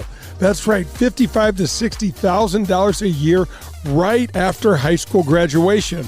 That's when they begin their training. CEO Ron Daugherty believes the talent is equally distributed, but access to that opportunity is not. So here's Access Point, providing more and more opportunity for those in and around our community. It's Daugherty Business Solutions. You're listening to Golf with Jay Delsing.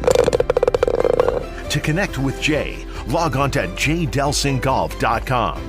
You'll see the latest in equipment, find the latest innovations in golf, and get tips from a PGA professional. That's jdelsinggolf.com. Are you driving an out-of-warranty car? It's only a matter of time before your out-of-warranty vehicle is in the shop costing you thousands of dollars. Auto repair costs are up nearly 20% from last year, which is 4 times the rate of inflation. If an unexpected breakdown happened today, would you be ready for that? Well, now you can be with a plan through CarShield. Even if your car is just over 3 years old, it's still prone to expensive costs. Your car is more than just getting you from point A to point B. Traveling by car is a way of life. From picking up your kids to going to a new restaurant, cars are a daily essential. When you enroll in a car protection plan through CarShield, you can look forward to the following. The price will never go up no matter how many claims you file, or no matter how high the mileage on your car increases. CarShield offers protection plans that start as low as $100 per month. That's $100 per month. They have repair coverage for up to 5,000 different parts of your vehicle.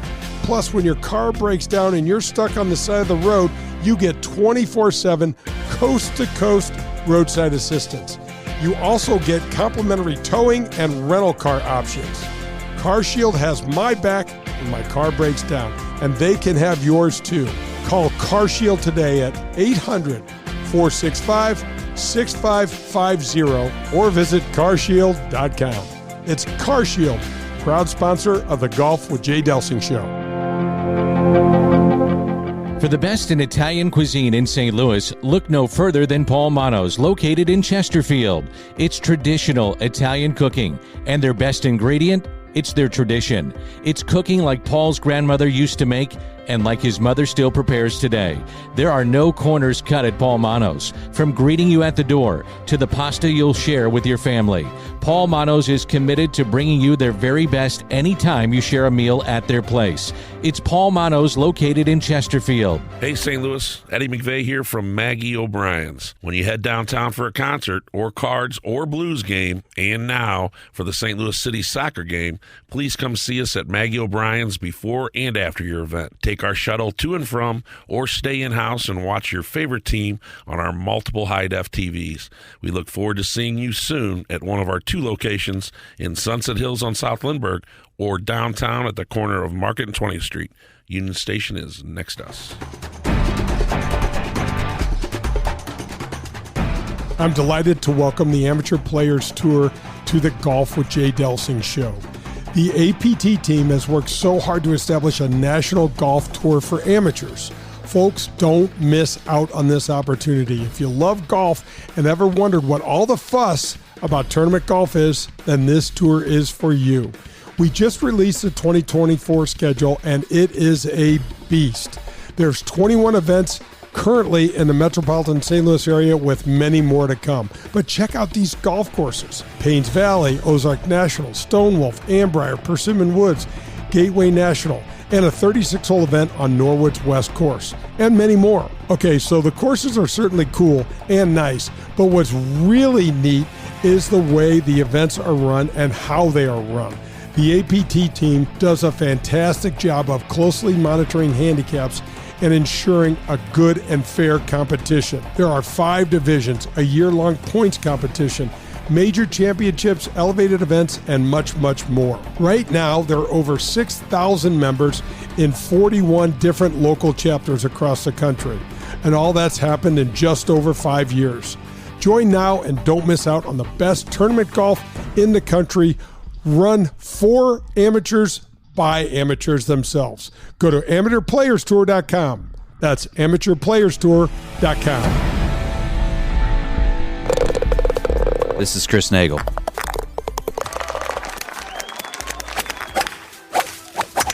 And you're listening to Golf with Jay Delsing.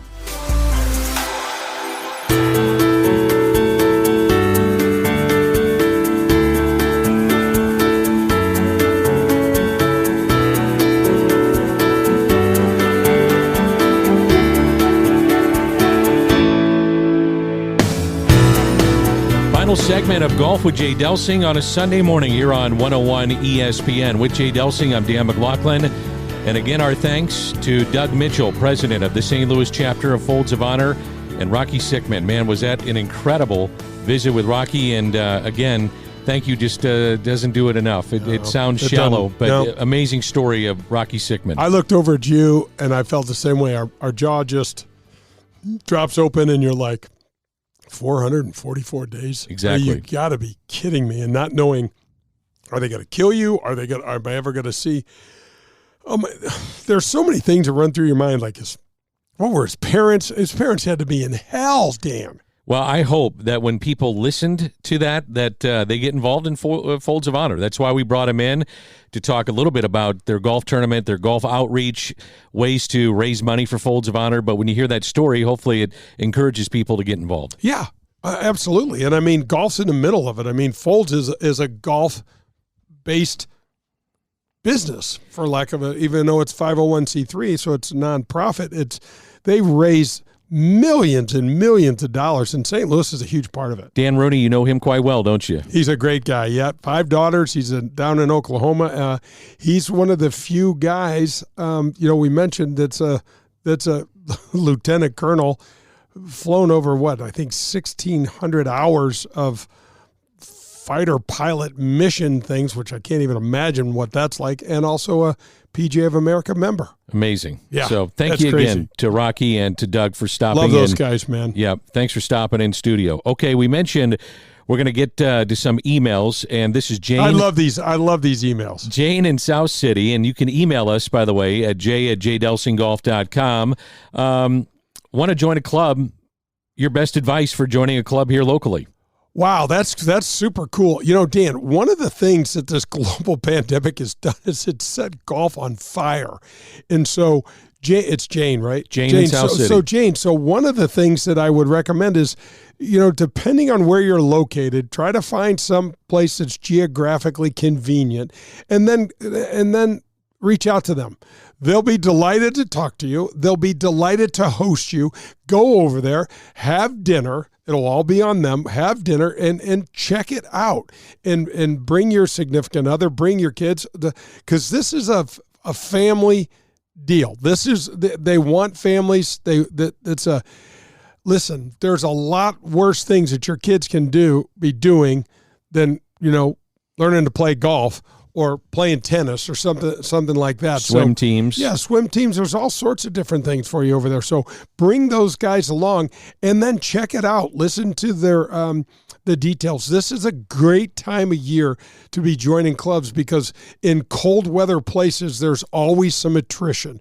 No matter how good your place, even Old Warson, Bell Reef, St. Louis Country Club, things like that, they still lose members in the winter. So a lot of these places, Jane, will be having some kind of discounting or just trying to get you in the door. I know Norwood is. Norwood's got an opportunity right now for 50% off the initiation fee, which they've never done before. I was going to ask you, how many years now you've been affiliated with Norwood, whether it was carrying bags or now as a member for 1973. Long time. 1973, D. So what's that, 27, 24? 73? That's 50 years. 51 years.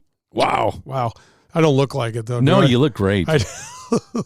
We're sitting here doing the show, folks, in the dark. 50 years. 50 years, man. You hadn't thought about that, had you? No.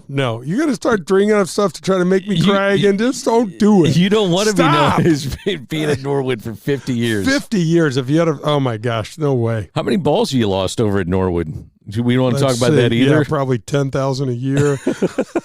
I don't know. I'm going to have to get the calculator out. Mike in West County, heard you guys talking about kids and being involved in the game of golf. Really enjoyed your visit with Elv8 Golf.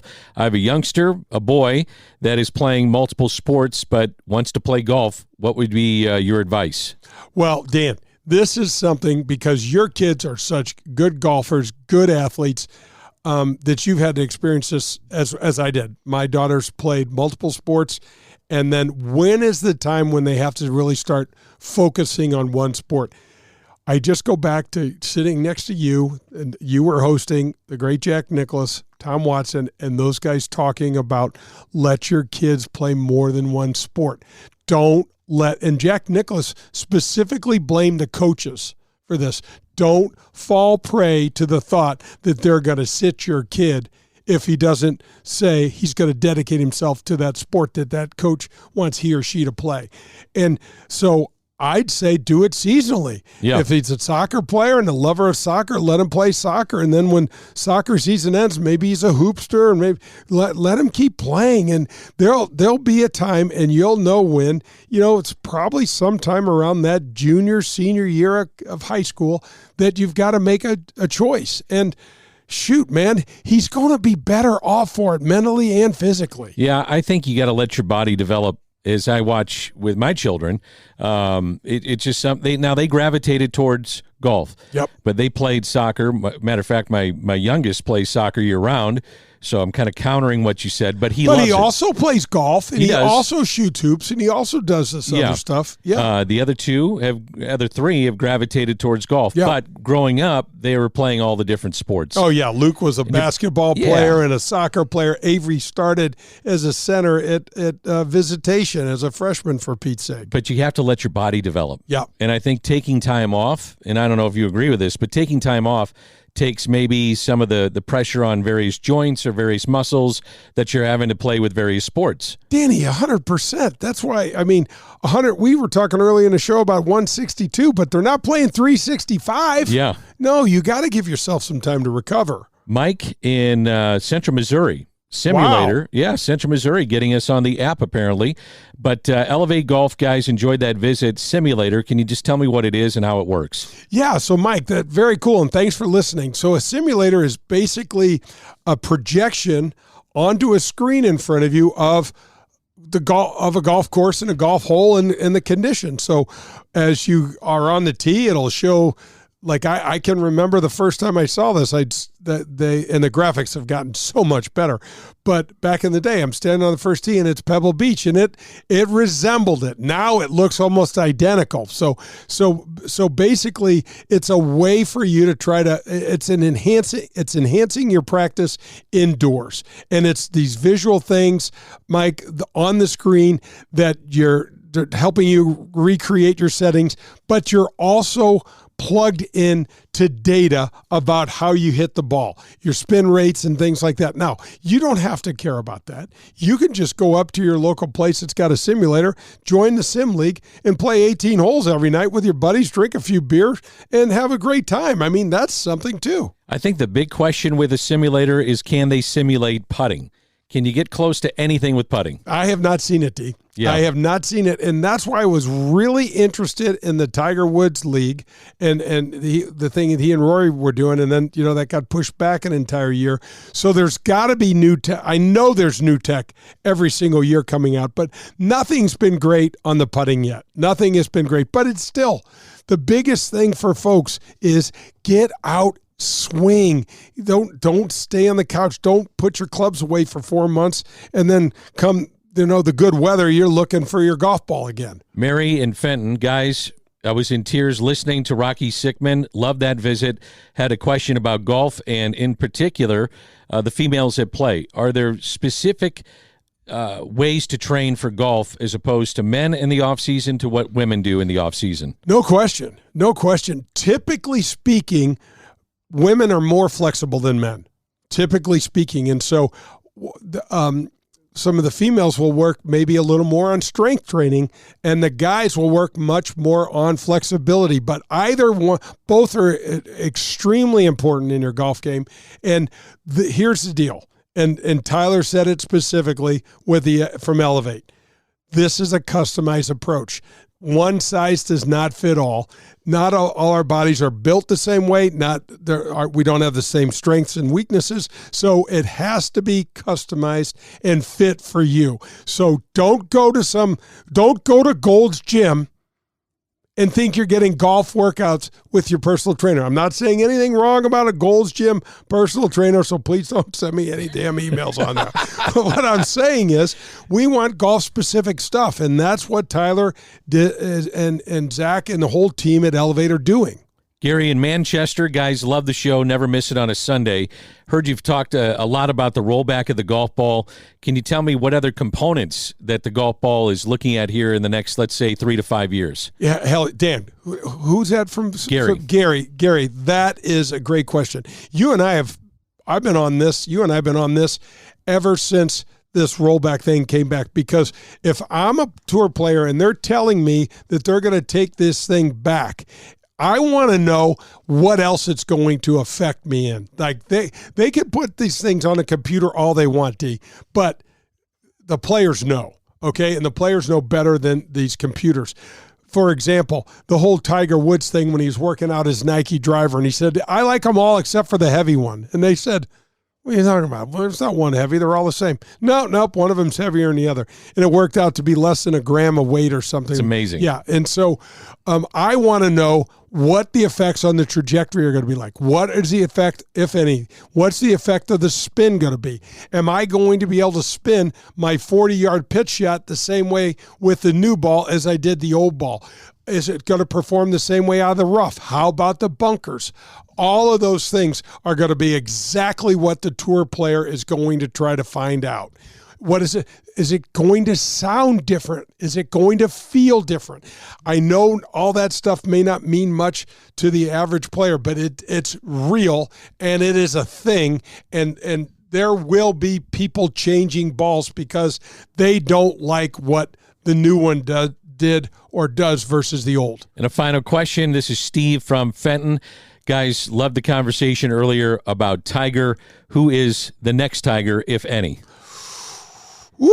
Ludwig Adberg or Ludwig Adberg? I can't wait to watch him play. I mean, I want to see him play every weekend. He's won 3 times. I looked at him and he looks like he's 12. I know. That face, I'm like, dude, have you shaved yet? Exactly. He looks like a baby. I don't think you're ever going to have another Tiger. I agree. But you may have somebody that wins a lot on tour, and this may be the guy. Well, he's won 3 times around the world, and he also was on the victorious Ryder Cup team in the first 6 months of his career. Not bad. It's a pretty good start. Start. Yeah, I mean, there's the Cootie brothers that are coming out. There's a bunch of players, and we're going to do a segment on players to watch. I still love this Sahith Theegala guy. He's my guy. I'm working on trying to get him on the show. I love the fact that you talk to his parents and it's almost like they came right from India. So they have this Indian descent. He's obviously a dark complected kid, but he swings his own way, but he's just super, super fun to watch. Is he going to be the next Tiger Woods? No. To your point, is there going to be another Tiger Woods? No. But what I'm looking for this year, Danny, 2 things. Does Scotty Scheffler putt better? And if he does, what does it look like? And then where's Colin Morikawa? Where is he? Here's a kid think about this, won 2 majors in his first 2 years on tour and won 5 or 6 tournaments now in his career. He hasn't won in almost 2 years. And he was leading this past week's Century tournament. Yeah. And look what happened. So he's got a lot to prove. He was also, in my opinion, a disappointment on the Ryder Cup team. Was kind of invisible. And this is a guy that you're trying to hitch your wagons to. So I think he's got a lot to prove. And our good buddy Gary Woodland is coming back from his brain surgery. He's going to start in Hawaii. We're going to get him back on the show. I ran into him when I was down in Florida last month. He just looks great. That's great news. He's getting strong and looking forward to playing. So, man, I mean, I don't know. Do you say Ludberg Adberg is the guy to watch? I am. Yeah, we'll have to wait and see. This has been a great show. Our thanks to the folks from Elv8 Golf, also Doug Mitchell, the president of the St. Louis chapter of Folds of Honor, and Rocky Sickmann as well. Great show, Jay. And how do we end it? Hit him straight, St. Louis. Danny, great to be with you. You too. Redbird Heating and Cooling sponsors the Veterans Vocational Apprenticeship Program. Jed Dickinson, CEO and retired Navy man, will teach, mentor, and sign off on educational and mechanical work hours to help you get fully licensed while you work and get paid for the company. What a great way to launch your career as a fully licensed HVAC specialist. Call Redbird Heating and Cooling today. That's 314-320-9507. That's Redbird Heating and Cooling. This is Adam Betts from Family Golf and Learning Center located in Kirkwood. Our motto is play your best golf. We have the best instruction for every skill level. 2 female instructors along with our 8 PGA instructors. We're there for the kids and the adults who are starting to play and trying to refine their game. Family Golf and Learning Center features a double-decker driving range, grass tees, and a short game area, along with indoor simulators and a performance center. That's not all. Don't forget about our Back Nine Bar and Grill. Find out how we can help you and your family. Head to familygolfonline.com. That's familygolfonline.com. It's Family Golf and Learning Center, where we make St. Louis better at golf. This is Jay Delsing coming to you from the Car Shields Golf Studios. I hope you'll join me every Sunday morning from 8 to 10 for Golf with Jay Delsing. It's the biggest names in golf, news from the PGA and the LPGA Tours, tips on your golf game, and everything from the world of golf. It's Golf with Jay Delsing, presented by Darty Business Solutions, every Sunday morning from 8 to 10 right here on 101 ESPN.